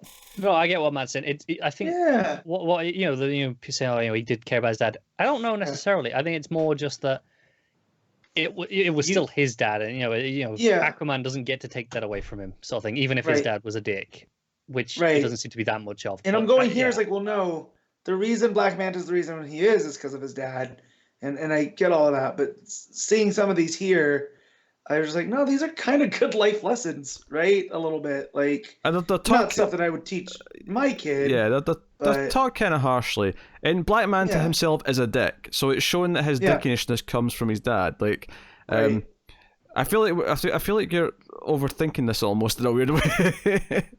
Whatever, it might be. It's almost like you're looking for a reason that's kind of there on the surface, but you're going round in a weird like path to get to it. Sure. I like those scenes with Manta and his dad, and I feel like the way that Connor hated him. I can see it in his face. He's getting ready to tear these flashbacks apart because he's a negative piece of shit. Go on.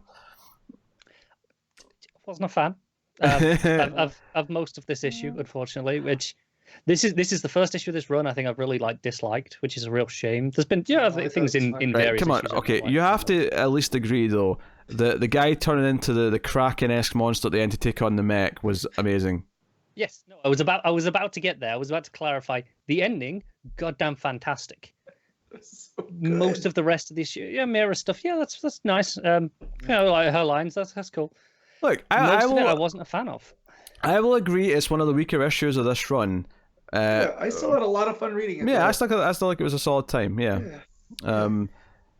Aquaman's trying his damnedest, despite the fact he's got sea gods on his side. Let's charge them up, would we, Arthur? Come on. Well, I think one of the plot beats we have to point out here is that Black Manta does tell Jackson that Aquaman killed his father or Jackson's grandfather. So that's maybe this will put a seed of doubt in Jackson if he is following the right person. Yeah. Maybe it'll give him some doubts for a little bit. I don't know. Yeah, but you want the Plunder or the King of Atlantis as a role model? I'll take the King of Atlantis, whether if he caused my grandfather's death or not. The grandfather I never met, mind you, and I didn't really know my dad either. So I don't know. I think Black Manta's overplaying his hand here. Yeah, that's fair. Mind you, do you remember in the movie, Pete, if the ship was named Black Manta? Is that something new? The Black Manta's dad's ship, and that's where he takes the name from. Oh, I don't remember. Because I feel that's a John's thing.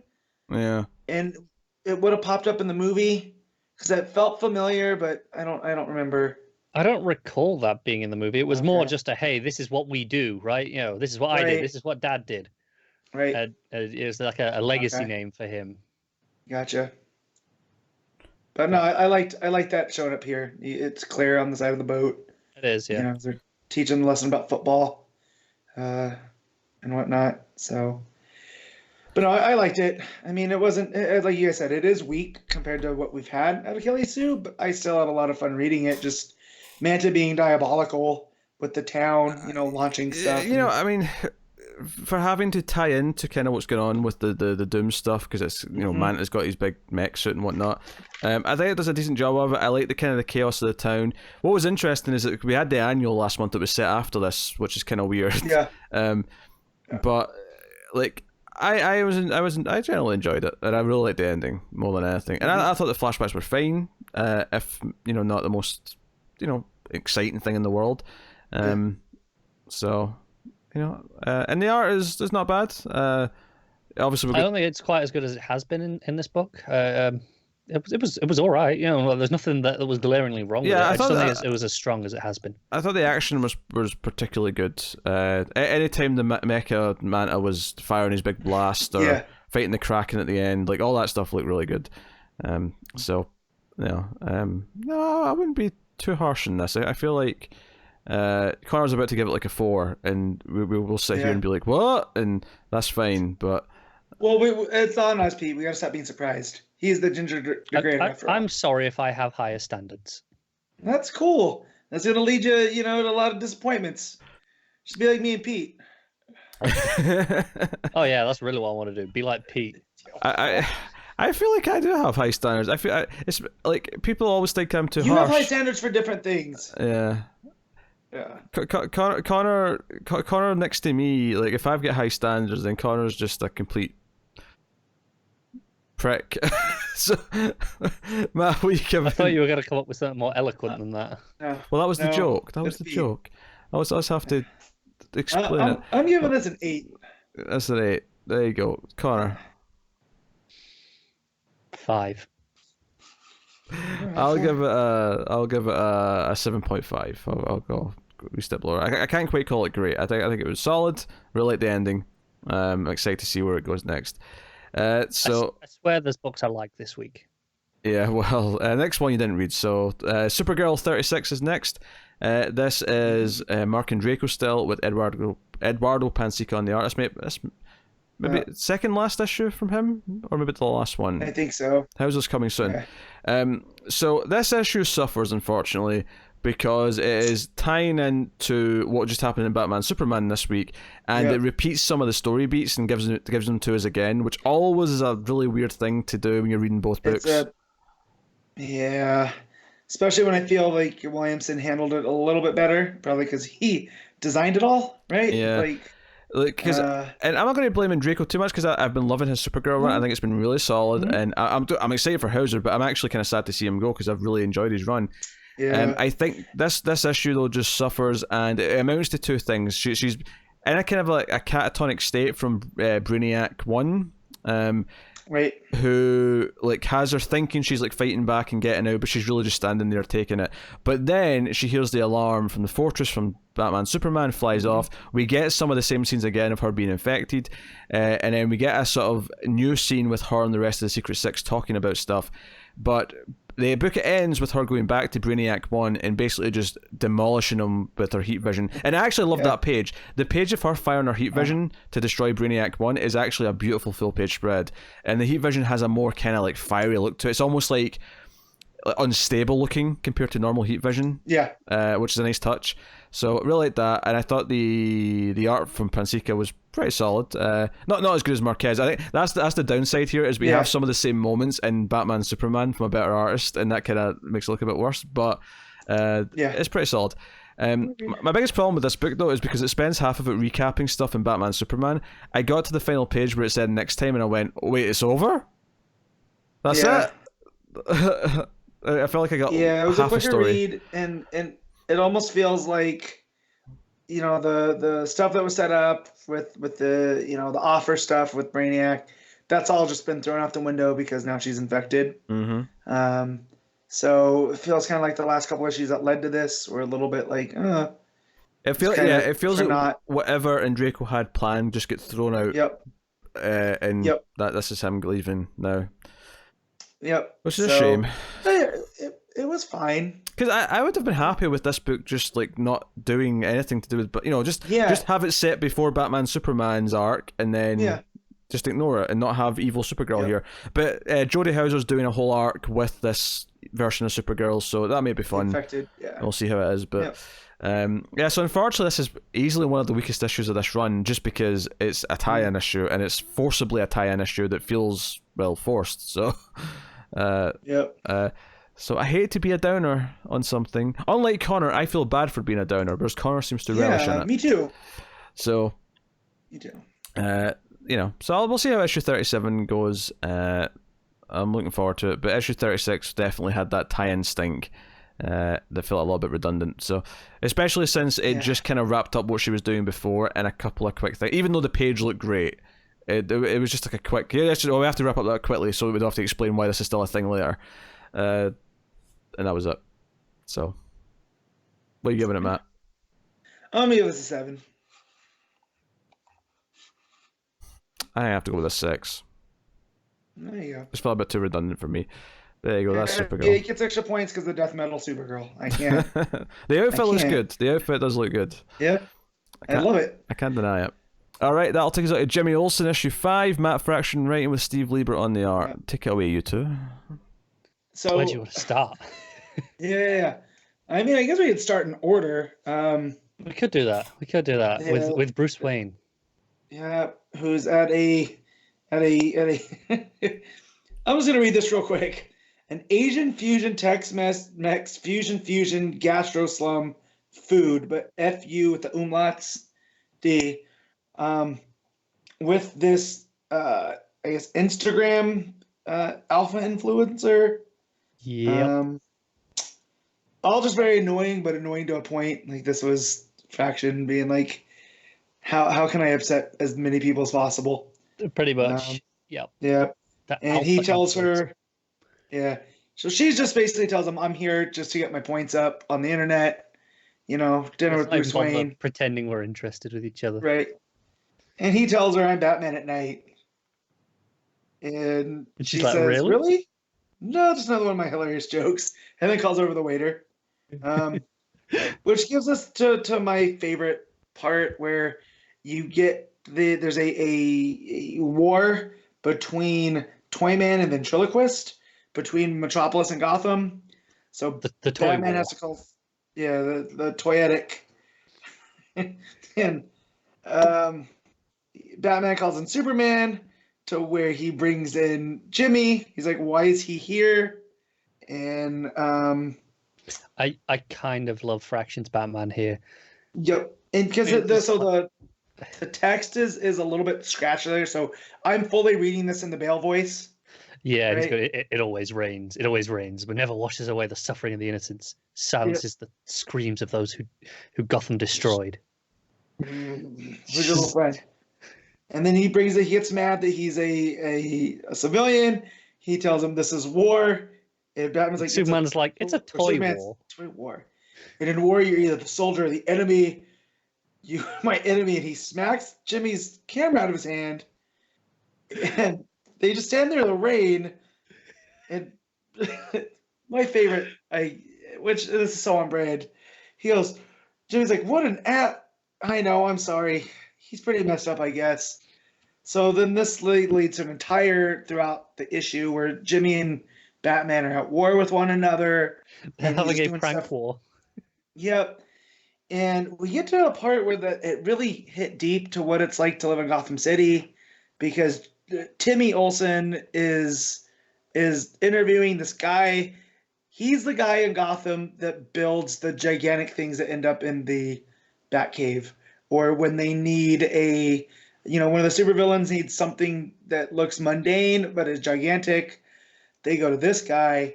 And Calendar Man wanted him to do a gigantic calendar, but not just any calendar, one of the ones that you put on your desk and you rip away each page for the year. And when the guy wouldn't, Calendar Man killed the guy's entire family and then burned down his house. All of which is very serious. Yet Timmy Olsen is not, doesn't take it that way. Because as the guy is breaking down, he goes, "Dang, you got Calendar mangled." And I shouldn't have laughed, but I couldn't help it. Oh, it's hilarious. Yep. And then so they decide to prank Batman by how many Jokers he can put into a frozen yogurt place. See how long it takes to show up. Yeah, called Hey Ho Fro-Yo. Which Batman then shows up and knocks out Jimmy and leaves him a note where he wonders why would Bruce Wayne leave him a note? Because it just says tonight, B. And he's like, why does Bruce Wayne want to meet me? And the guy's like, that's the B's for Batman. He's like, but it could mean Bruce. You know, I mean, they're the same. He goes, look at the stationery. It's Batman because it's got a Batman, like a bat symbol border around it all. Yep. So then we go back to the restaurant, or they're in some super nice place because there's a nice bathroom, and Bruce is in there using the toilet, which I thought is hilarious. It took me a second to realize that's what he was doing.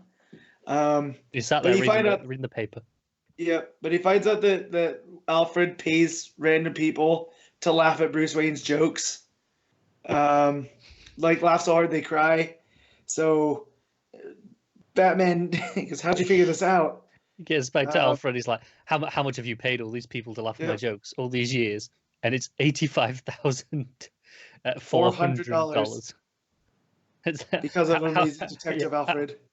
Amazing. Ask anyone. I'm hearing this as the Lego Batman. Okay, and that's basically where this is going now. This is essentially Lego Batman as well. Yeah. Brucey very hungry.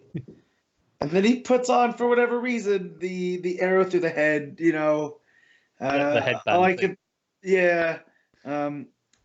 Steve Martin style. Yeah. And he just sits there with that and goes, "I'm hilarious."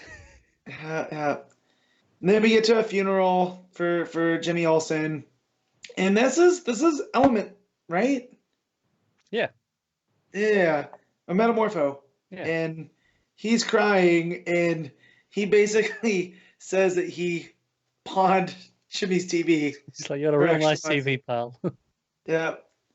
And a bomb goes off, and Superman, Clark's at the funeral, catches the signal watch, and this is where we find out all about the decoy corpse that he had, put in there, and the doctor that we thought was long gone ended up basically having a call home button in the signal watch.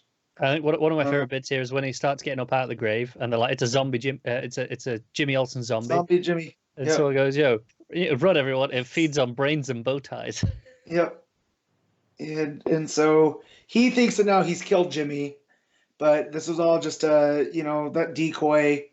And of course he remembers now, before ill-fated jaunt to ultra space, Jimmy commissioned precisely the creation of such a thing. Like, this is so, over the top. Yeah. And so that, and then he also gets to Lois, who's at the funeral, and goes, "Oh, I knew all this."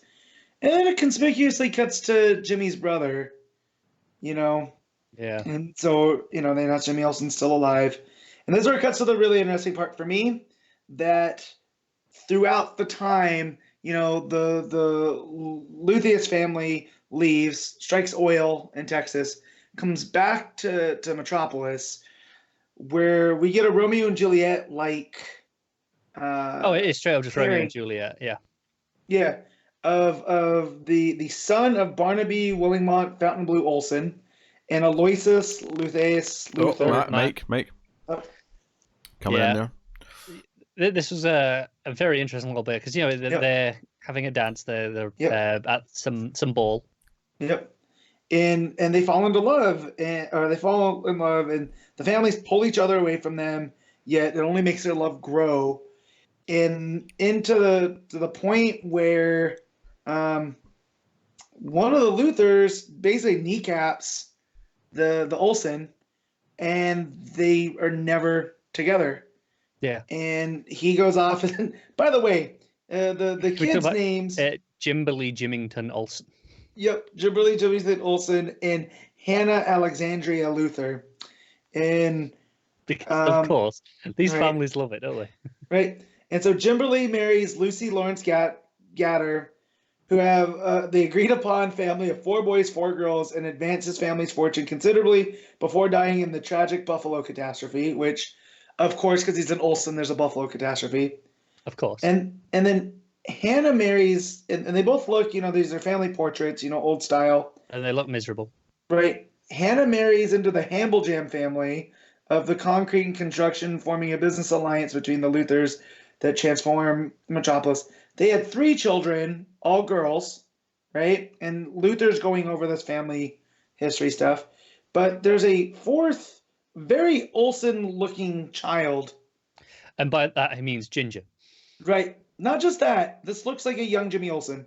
Freckles, poofy hair. I think it's very clear this is telling us Lex has Olsen blood. He might be more Olsen than Yep. Luther. I mean, that would explain all the ginger. It would, right? The red? Yeah. Right? And so this has now intertwined the Olsens and the Luthers even more than we would ever guess. So congrats on Matt Fraction for adding another layer to the Metropolis. There's the whole thing of, it's not just this Jimmy Olsen, it's, Luther going and living in Smallville, befriending Clark Kent, all the people that are basically ending up his enemies. Now he's related to Olsen, right? This is where this is going. Yeah, and correct me if I'm wrong, this is canon. Yeah. This is in continuity, right? Yeah. I believe so. But so basically, we meet Jimmy's his older sister, who Janin. This is very much Royal Tenenbaums. I'm feeling the Olsen family is that this is the sister now that doesn't want to be part of this rich weird family. She wants to go do her own thing. Yeah. So she becomes this bohemian playwright. Yeah, because you've got she's doing the goth sister stuff at the minute, right? Mm-hmm. But I think there's 2 because there's Janie Olsen, and then is she the same one as Jennifer? Janie is Jennifer. Yeah. Yeah. Okay. Jennifer's her full name. She's gone goth now. Which is Jennifer LaCroix Olsen. LaCroix was one of the names of the Luther daughters from that picture. Yep. So this is Fraction tying that in even more.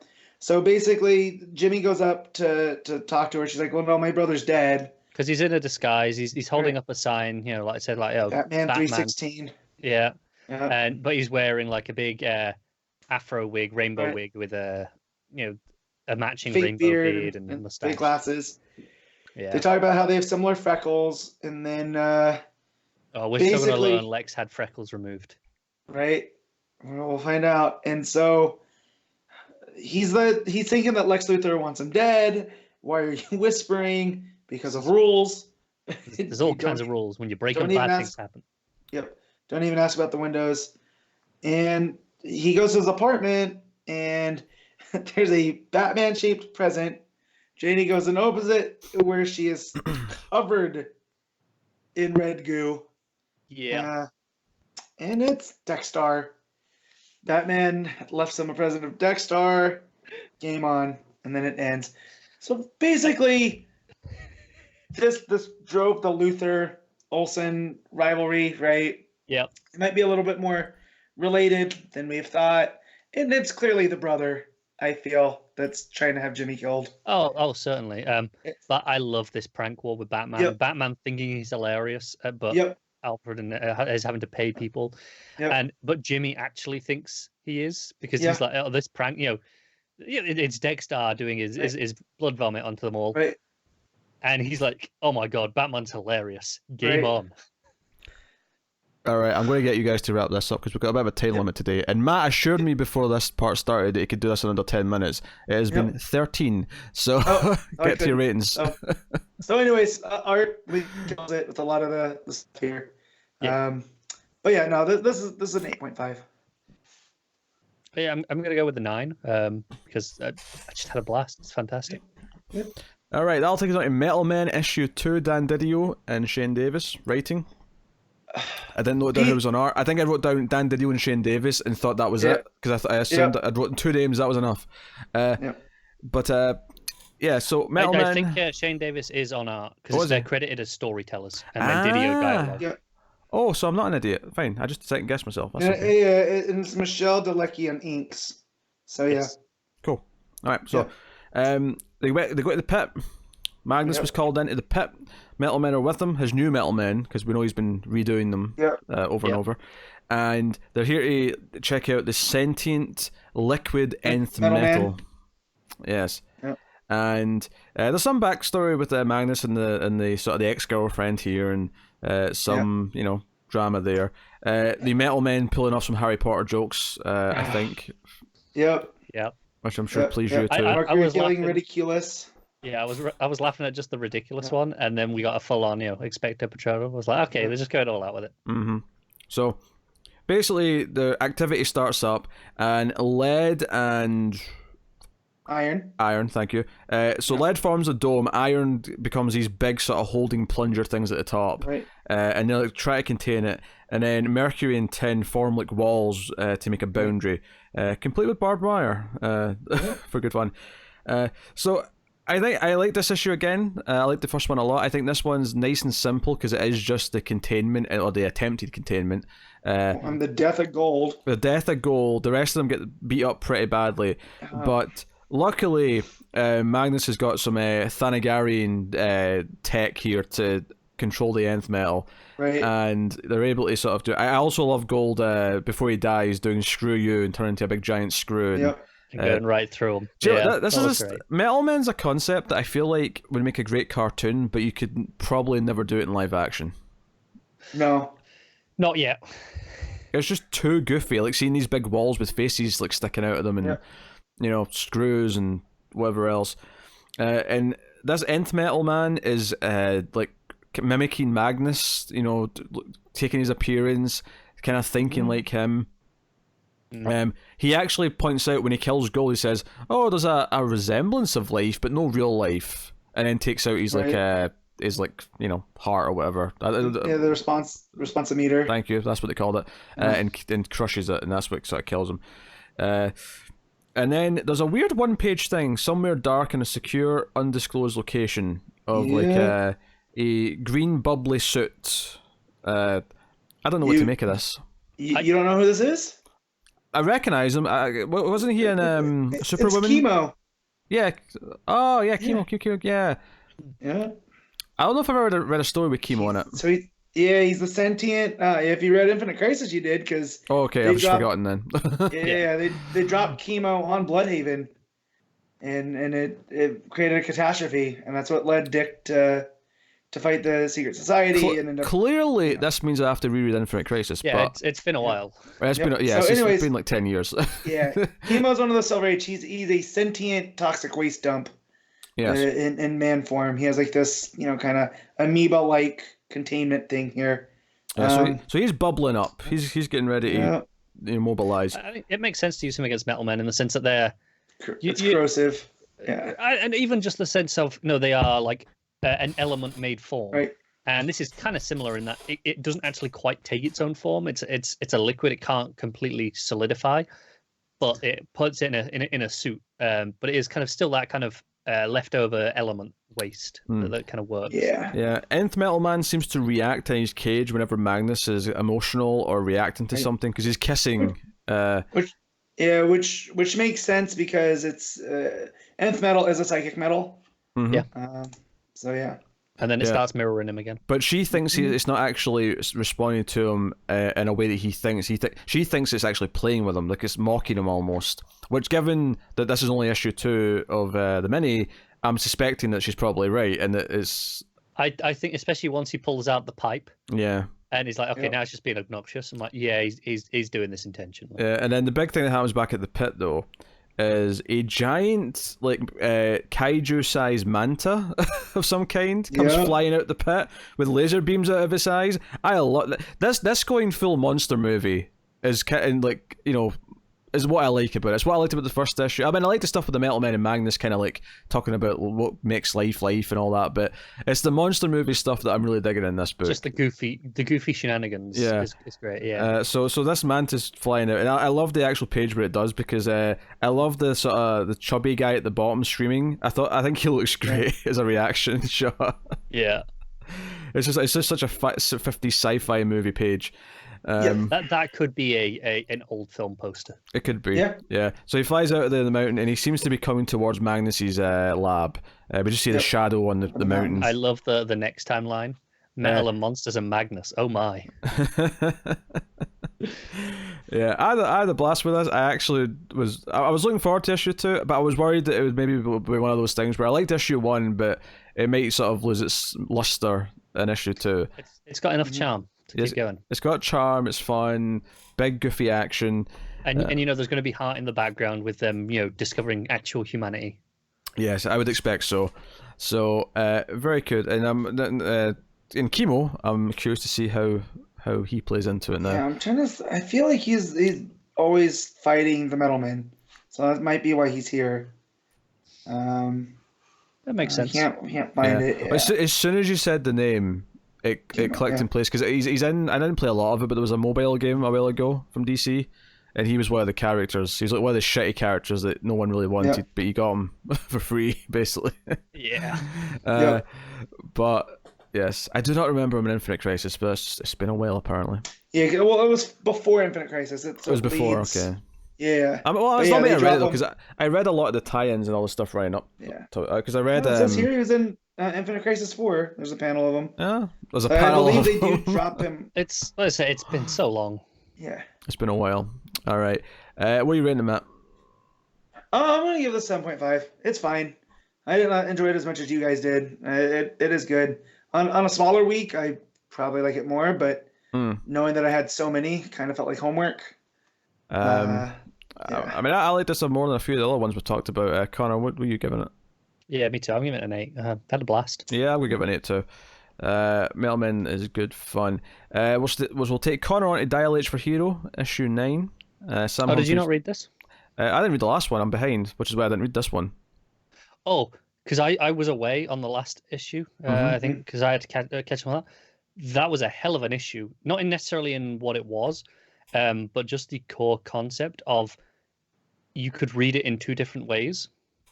So you could read the odd number or the even number pages in one direction, and then the odd numbered pages going back. So you would read all the way through just one side of the book, and then you read back going the other way, and it would tell a complete story. It was like there were like the origins of the two essentially of Thunderbolt and Operator. But if you read them in sequential order, like just page 1 then page 2, they always had like the last line and then the first line would kind of be the same, and it would have this connective thread. And even though you were reading the story backwards for one of them, it still kind of made sense and worked. It was really interesting the way they actually pulled that off. So yeah, that was just something cool. So that's why we got that really crappy issue 7. so we're working this out. All right. Like it was inventive in a way I've not seen done before, and it kind of really worked. I actually read it twice because I wanted to read it both ways. So that was cool. But in this one, the 2 of them are now interns at the Daily Planet for free because they had nowhere else to go. They've got the Cyan Dial, which transforms you into your inner hero, because we learn that there's 4 dials. We kind of, I think, peek out that far. So you got the Magenta Dial, which is what they were kind of dealing with before, which transforms the dial into a random hero. You got the Cyan Dial, which transforms the hero into their inner hero, The yellow dial transforms Dial into 2 heroes, and then there's the K dial, which we don't know yet. That one's kind of a mystery. So they've got the cyan dial at the minute. There's a bit with Miguel, getting hit on by some guy who's like, "Hey, you're that Super Miguel, right?" And he's like, "No, not really." And he gets called out like, "Hey, what did you ask me?" He's like, "No, you just wanted Super Miguel, so I'm not interested." So the clear going somewhere with that, but they're up in the planet. You've got them getting the orders wrong. He gets Lombard a chai tea, and Lombard's not happy about that, obviously.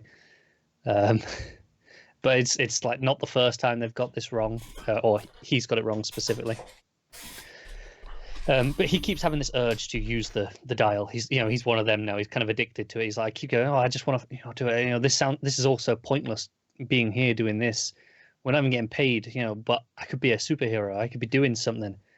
And they play, hey, you're starting to sound like a Thunderbolt Club. This isn't great. But Snapper Car shows up. He's decked out a truck for them after the last time it's called the Mayoverse Madness.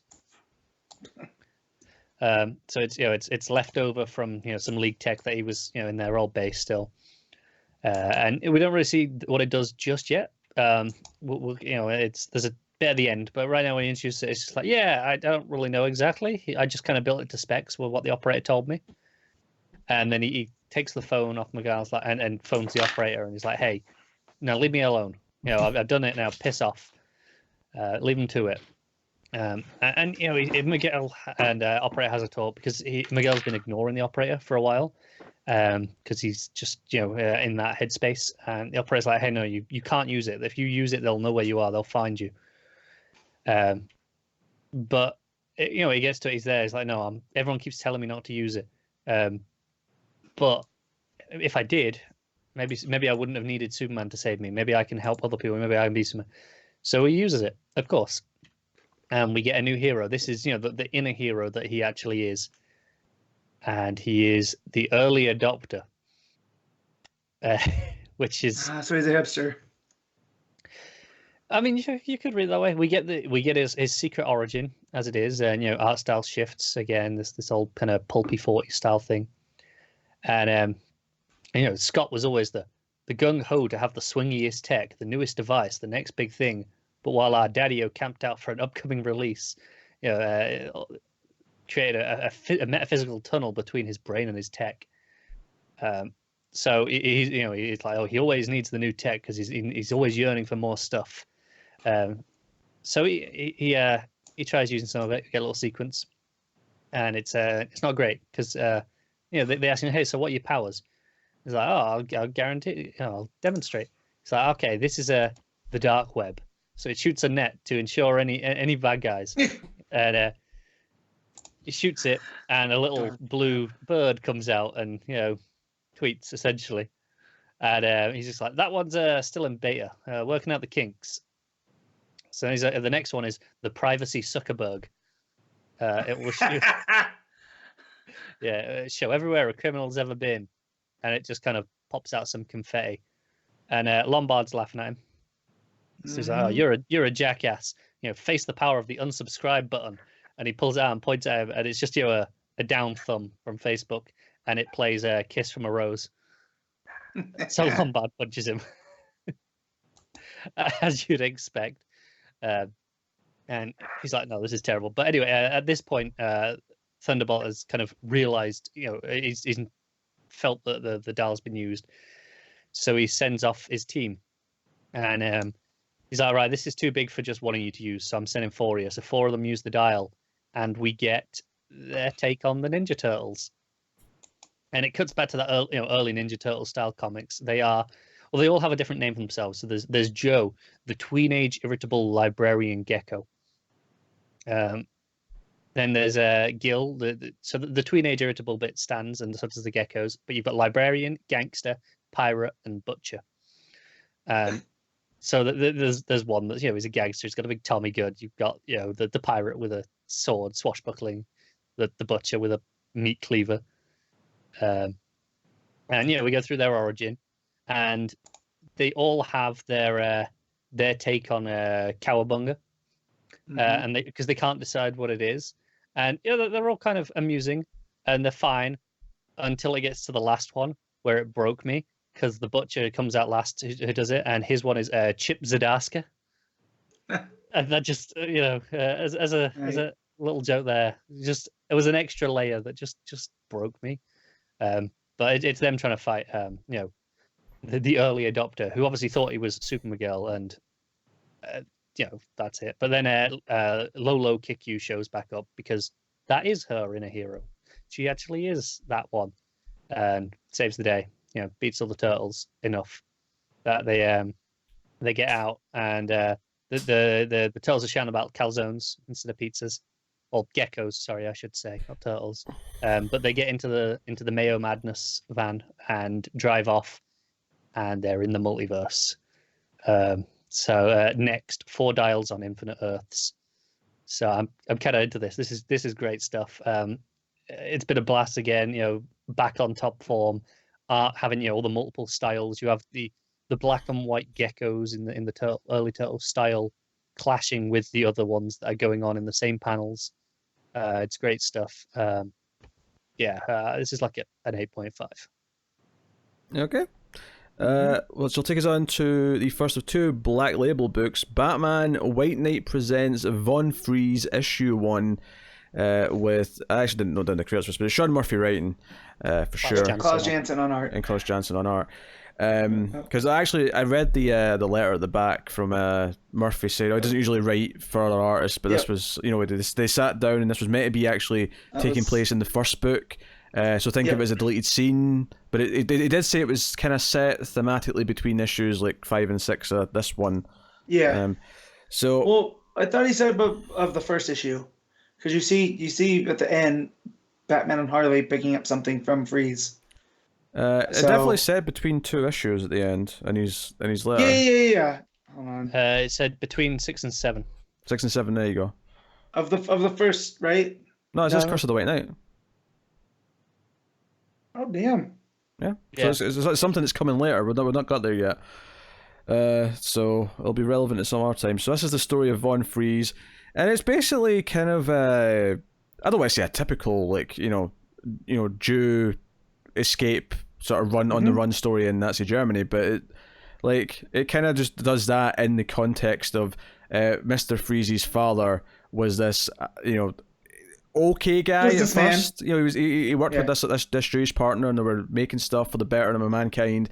And then once they had to hide the partner and his family during Nazi Germany, they had to keep getting trickier and trickier, and eventually Baron Freeze decided to join the SS, and because he thought that was best for business, basically. It was always like, because this book doesn't, not trying to justify it, but it tries to make this character sympathetic in that he's not doing this because he wants to kill all the Jews. He's not joining the SS because of that. He's like, this will make it easier for us to continue our work and do good science.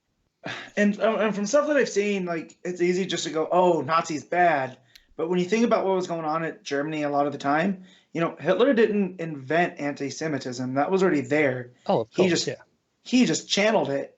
And so you see that here, that even before the Third Reich comes in. Yeah. And then Freeze is even like, and then the Third Reich happened and it got even worse. But, my father sheltered, this is basically his uncle. It was his dad's best friend and whatnot that he was real close with. Yeah. And it kind of does a really good job at showing that, it's not the best laid intentions are the road to hell. I think that's how it goes. Yeah, because the story's told, Freeze is telling us to Thomas Wayne. This is the birth of Bruce, basically. Martha's, well, not even the birth, but she's having, pain.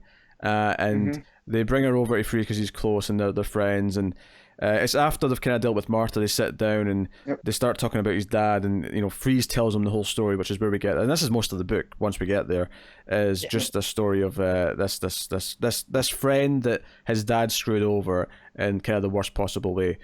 So it's just this tragic tale, and how the relationship breaks down, and eventually the guy ends up getting shot. Freeze. Yeah, Freeze. They're fighting over the gun. Right, and it's again, even at the end here, he's to the other officers, like, hey, no, they're part of my experiments. I'll just take them back to my house. It's fine. Yeah. And he thinks he's just saving them. Like I do believe that this guy does think he's doing the right thing. You get the vibe that he's very cold, for not, it's not a pun.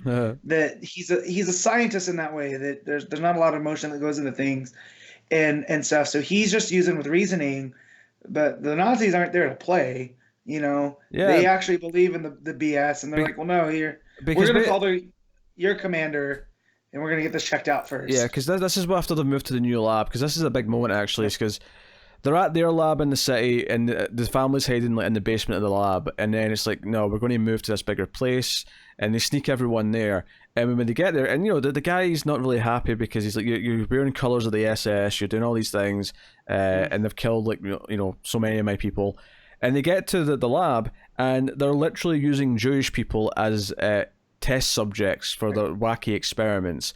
So naturally, like, even though they kind of give you freezes like kind of thinking he's doing the right thing, you never once ever blame this guy for his reactions to anything he's seeing or doing. No, absolutely not. No. So it's really stark, and it's basically he's like, no, I'm taking my family out of here. I can't be here with all this evil, and that's where we get this big standoff with the other officers who catch them out in the run in the snow.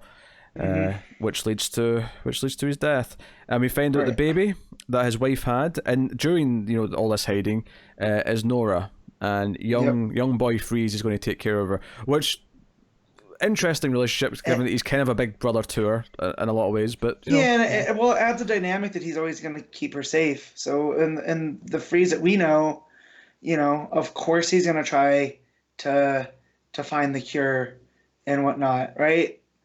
But that's not how this ends, right? Yeah.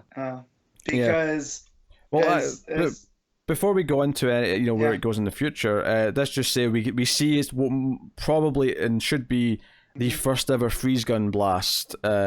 Because Baron Freeze, basically because they don't trust them, the other officers, and he just freezes them all, and it's this great 2-page spread that leaves them all just frozen.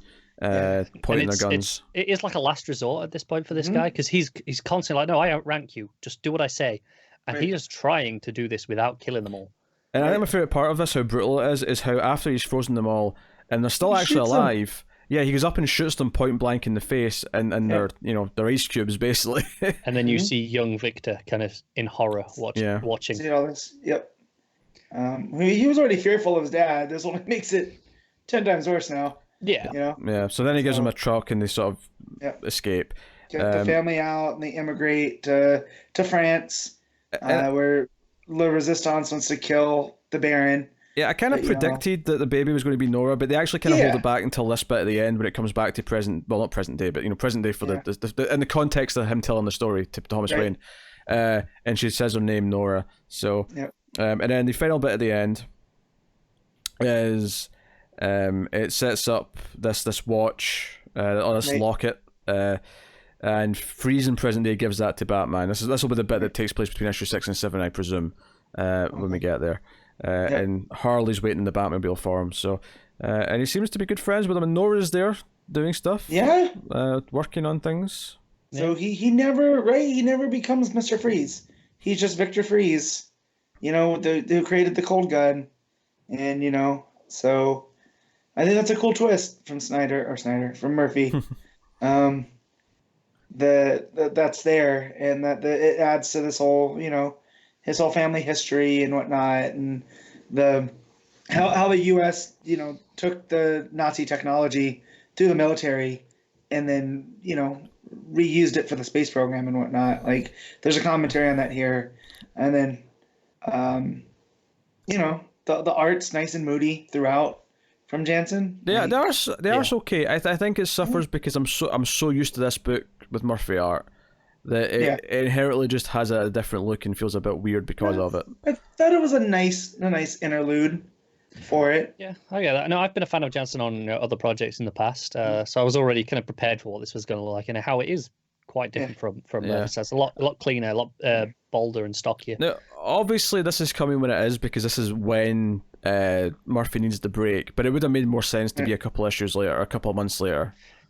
Yeah. It would have, but this is, so schedules align. I get it. Yeah, but it was pretty solid for what it Yeah, I was. liked it. Yeah. Nice dark tale. You could feel the emotion in the page. So, what are you giving it, Matt? I'm gonna give this an 8.5. I really liked it. Straight 8 from me. Yeah, I'll give it a straight 8. Really solid. I was missing Murphy on the art, though. I will say that. Yeah. Which will take us on to the final book of the week. This is The Question, The Deaths of Vic Sage, issue 1. Jeff Lemire writing with Dennis Cowan on the art. And this is, out of continuity, at least as far as I can tell, but most of these Black Label books are. As far as we can tell. Yeah. Yeah. But this plays with the Question, who I'm not that familiar with, right? And Montoya and Charlie throughout 52, but other than that, I'm not. Yeah, I'm not super familiar with Vic Sage either, but he's a TV personality. He does all this reporting on TV. He's a pundit, whilst also being the Question, the PI. Icebreaker. Yeah. Because he goes to he goes to like a brothel that's got underage girls in it, and he gets this politician dude, and then later he's on TV and he's like, we've got exclusive footage from this bust, and it's because he took it. Is the question, right? Of this confession, and someone he's involved in is the sister of the mayor. And he's like, hey, this mayor's been into shady shit. He's corruption. He's with the mob. And she doesn't believe it. She defends him. And then she catches him doing stuff later, beating up this guy for getting caught, and all that. And basically, this sets him down a path because the guy had a ring. And it sets the Question down a path of investigating this ring and what it means.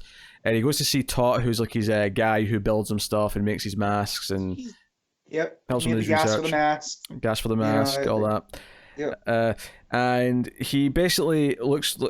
It's actually a really funny moment where he's like, "How do I even find this thing?" And then he just Googles weird symbol Hub City, and it comes up. And it comes up because that's weird. It's like Google's made. I wasn't saying it. It says search engines have taken all the fun out of detective work. It just says computers actually. Or computers. I appreciate that it was very clearly Google. Like you could see the G and the O. Not enough to get sued, but we could tell it was Google. Yeah. So it's really good. And he ends up finding he goes to the old headquarters of what turns out to be a secret society that's been in the city for a long time. And it's this old abandoned headquarters he goes to, and he finds a pit in the basement which has surrounded by skeletons. And I actually at first thought something was coming out of the pit, but later on it kind of makes it clear that he was just seeing this in his head. Yep. Visions, but not. Yeah, it gets very kind of horror-esque and kind of almost, I don't want to say Lovecraftian, but it just does weird visions happening, and it's really creepy. Yep. And he loses time because there's a great part as he's breaking into this place. It kind of does this sort of same, because it's the same time as he's breaking in. The sister finds the mayor beating up the guy, which happens at the same time as a cop shooting a black kid.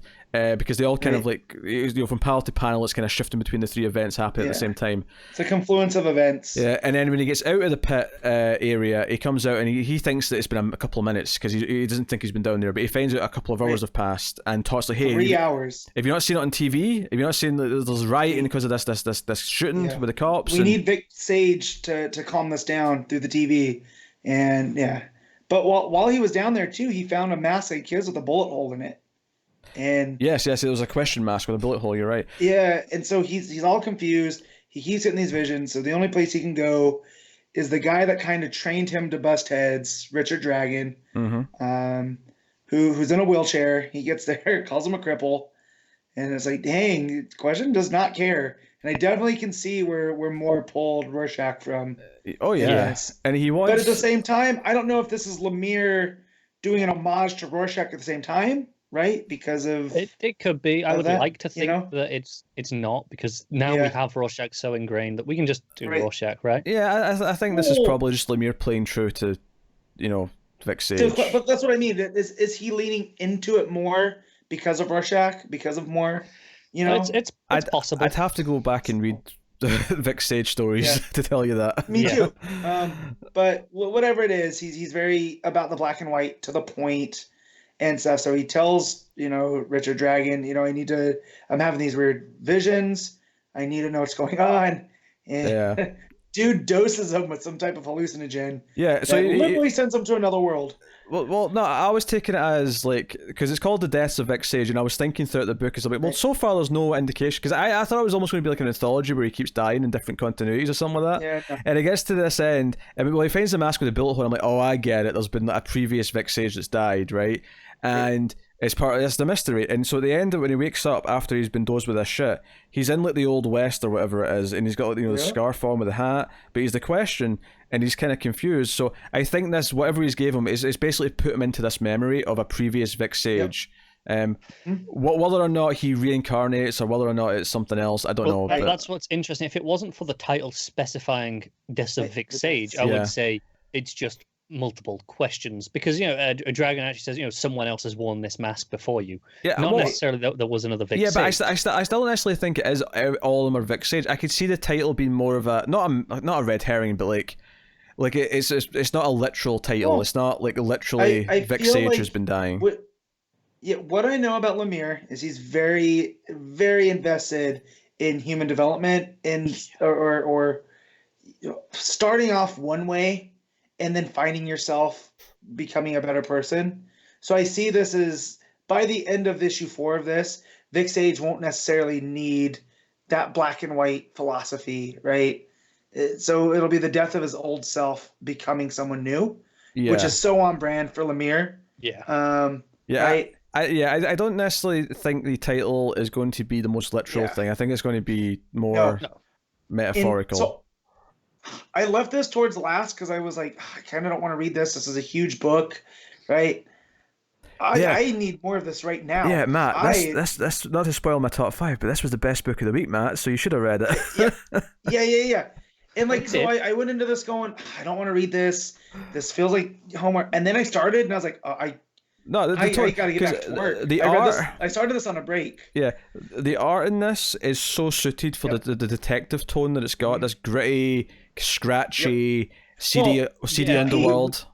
I don't know if you know this, but Dennis Cowan was one of the original artists on the Denny O'Neil book. So this guy does question. Yeah, but what we should say as well is Bill Sienkiewicz is on the inks here. Yeah. And I can feel that in those scratchy, heavy inks. Yeah. Which I was like, this feels very like Sienkiewicz, and then I was like, oh, duh, because he's doing it. It's perfect for the subject matter. See when you sneak out of the building with the pit, everything there was absolutely beautiful, and it worked for the moment. And even the gangster stuff with the mayor beating up the guy, and he's like, hey, you're going to stay here, sister, and decide whose side you're really on, kind of thing. Like all that stuff. Like the art was perfect for it. Yeah.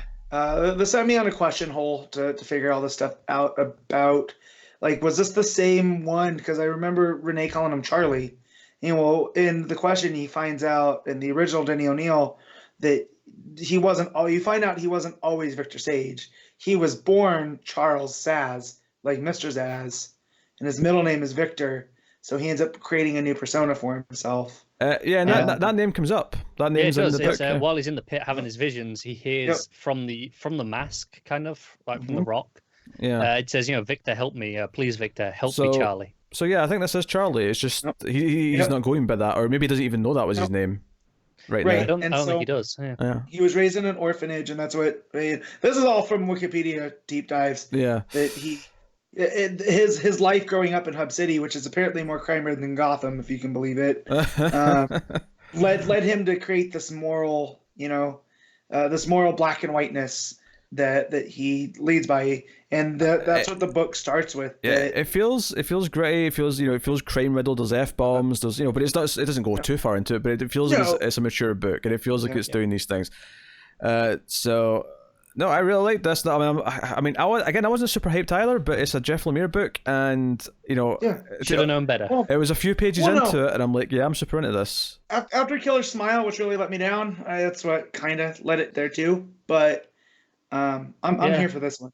Me and Pete liked Killer Smile a lot more than you did. Yes. Yeah. I'm definitely going to pick this up in collection when it's done. Sure. Because I can already tell this is going to be one of those books. This is especially in the format. Is this 104? You said? I think you said. Yes. Yeah. That's cool. Yep. So, that's a big great. This is like 4 60-page issues. It's going to be about 200 odd pages. And honestly, for the record, for 60 pages, this flew in for me. I did not feel the length in this one. Well, and that's where I'm reading it, and I was like, oh, I got to be almost done, and I was on page 13, just because of how it was paced, and that's why I was like, because I thought I could fit it in during a break at work, and I was like, I don't want to go to work. I want to read this, so I ended up having to pace it out. But yeah, it was really good. Really enjoyed it. What are you giving it, Matt? 9.5. Whoa! Yeah. I am going to go with a straight 9, but I appreciate the 9.5. Yeah, I'm also on the 9, which again, it's still fantastic, but we seem negative now after that. Hey, honestly, these Black Label books are starting to add up to a lot of good stuff. Yeah. Like, we've been praising a lot of them. Have we been disappointed in any of them yet that we've tried? Well, the first one that we didn't bother continuing. Which one was that? The Batman, Azarello Batman one. Oh, sure. I never even got around to trying that because it came out when I was away. But this is to be honest, when I said when we've been trying, I wasn't even thinking of that because that was so far removed from Harleen, Criminal Sanity, Killer Smile. Because it really feels like Black Label's only really just kind of taken off now. It recently. does. It does. I'm counting these as like the first real bit of Black Label. Right. Yeah. But there you go, that's the last book. Alright, so that'll take us out of the last bit of the show where we pick our favourites of the week. We're going to format it slightly differently because Matt had like a hard deadline this week and we've just hit it. So I'm going to let Matt just give you all of his favourites in top 5 first so he can run away. So, Matt, favourite cover of the week, go. Oh, crap. He says, I can go quick, I can run it off in 2 minutes. Yeah, no, I can't though. Classic Matt. Yeah. Let me go the freeze variant. That one's pretty cool. Okay. I like that one. Cool. Okay. Yep. Art or moment. Moment. Moment. I'll have the Batman's real a-hole from Jimmy. That was a pretty good one. All right. And then art. Yep. Art, I'm going to go with the question. It's exactly what it needed to be. Yeah. Top 5. Top 5. Question 1. Freeze 2. Jimmy 3. Batman Superman 4. And whole lot at that one. Let's go Aquaman 5. Cool. And there you go. That's me. Beautiful. Do you want me to hang up or what? How are we gonna do this? She could just tie up, that's fine. Okay. See you next week. See you guys next week. Long live the Legion and all that fun stuff. All right, so to do our top picks of the week, because Matt had to run off there on his deadline. So, what's your favourite panel / moment of the week? We're starting with panel. Wait, hang on. What about covers? We always start with panel. Covers first, do we? Always. That was literally Matt doing his order. There was the only time it switched. We always do panel / moment first. Oh, well, screw you. I was looking at covers. You go first then. For literally hundreds of issues or episodes. My panel / moment of the week. It's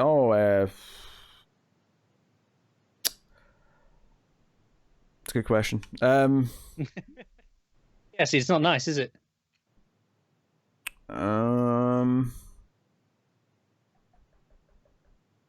It's probably when Question finds the mask with the bullet hole. Honestly, that whole section of just him going down at the pit. Yeah, it's pretty good. Yeah. I'm just trying to decide between one of like 3 Batman moments in Jimmy Olsen, because they're all great. I think I'm just going to go with him sat in the Batcave on his own after just telling Alfred to piss off, and he's docking his pay for all the money he's paid for people to laugh at his jokes, putting on the arrow through the headband, and just sitting there and going, I'm hilarious. Okay. That's great. Cover of the week. Right, let me go back to that one. There is actually quite a good few covers that I like this week. It's a good week for them. I'm just trying to narrow it down. I'm looking at a couple of them. I'm a big fan of the regular Batman White Knight, and also off the top of my head, I'm just glancing, the Question variant is quite nice. I'm just looking to see if there are any others that I prefer. No, I think I'll go with the Question variant. That's fair. I'm going to go with the regular White Knight cover, the Murphy one. Yeah, that was my first two. There wasn't much of a choice. I mean, I do like the Matina Batman variant because they're always pretty good, but they're solid. But this one isn't anything, better than usual of those. Yeah, there's Flashpoint Batman on the cover, so point stocked for that. I do like that White Knight one though, in the all the white space at the bottom. Sure. With it when it comes flowing out of Batman's cape, it is a real nice layout for the cover that you don't often get. What's your art of the week? I'm gonna go with Dilate for Hero, which I don't think is too surprising. Don't get me wrong, some great art this week overall. But that one does a great job of like melding like 3-4 different styles at once and still coming off as like one whole product. Yeah, for me, I think it's between Batman Superman with Marquez and The Question for art. Both great choices for art. Yeah, they're both really, really good, very, very different as well. I think I'm just going to go agree with Matt and say The Question, because I've had 3 issues of Marquez already, and I probably picked him at least once or twice. So I'll give Cowan the bump. All right, here's your top 5. So controversially, Question is not number 1. I'm actually going to go Jimmy Olsen at 1, Dial H at 2, Question at 3, then White Knight, and then Melman. Yeah, I'm actually really happy with my top 5 this week. Like all of them, I gave it like at least an 8. Interesting. Question's my number 1 for sure. Number 2 is Humphries. Number 3 is Metal Men. Number 4 is Batman Superman, and number 5 is Aquaman. Yeah, I feel good about that. So despite all the negativity in the first few books, I did have a lot of good. It's just funny to me that more and more it's the Black Label books that are becoming the really exciting ones. Like, I feel like their time was would say, "Oh, those books are all long. Maybe we want to," but those are genuinely the interesting ones to read and talk They're about the best right ones, now. yeah. And I came across as particularly negative in the first like half of this show, but I had a top 5 of like all books that I thought were great books. So overall, I think I can't complain this week. Yep. So there you go. So I will tell you what's coming next week. That's what I do now at this part of the show. It is. I'm definitely not stalling because I had to click on the page because I hadn't got it ready yet. So here we go. Next week we're getting Action Comics 1017. We're getting Basketful of Heads issue 2, which I'm really excited about actually. Oh yeah. Batgirl 41's coming out. Batman Beyond 38. Batman vs Ra's al Ghul number 3 of 6 is coming out. Just you just missed that Batman Creature of the Night issue 4 is finally coming out next week. Oh, is it? Oh, that's nice. I'm actually looking forward to reading that in collected form because I do really like the premise, the writer. I liked the first 2 issues when I read them, but it's been so long. Detective Comics 1016 is out, and that's not the Taylor one. I believe it's the December issue. It's the Taylor one. 17 is Taylor. Yeah. We have Flash 83, Freedom Fighters issue 11. You got John Constantine Hellblazer issue 1. I assume you'll be trying that. Probably not for this show because it's following on from the one shot that they had last month, and it's spinning out all the Sandman universe stuff. You didn't read that? Not yet. I'm behind on my Sandman universe. Okay. Just like Dark 17 is out. You got Last God issue 2. Is that something you cared about? I think it was. I did love the first issue, but it's not really. It's just a fantasy book that you'll have no interest in. Martian Manhunter issue 10 is out. Red Hood Outlaw 40 is out. Connor's favourite. Shazam issue 8 is still on the schedule, so Shazam's not delayed. That's nice.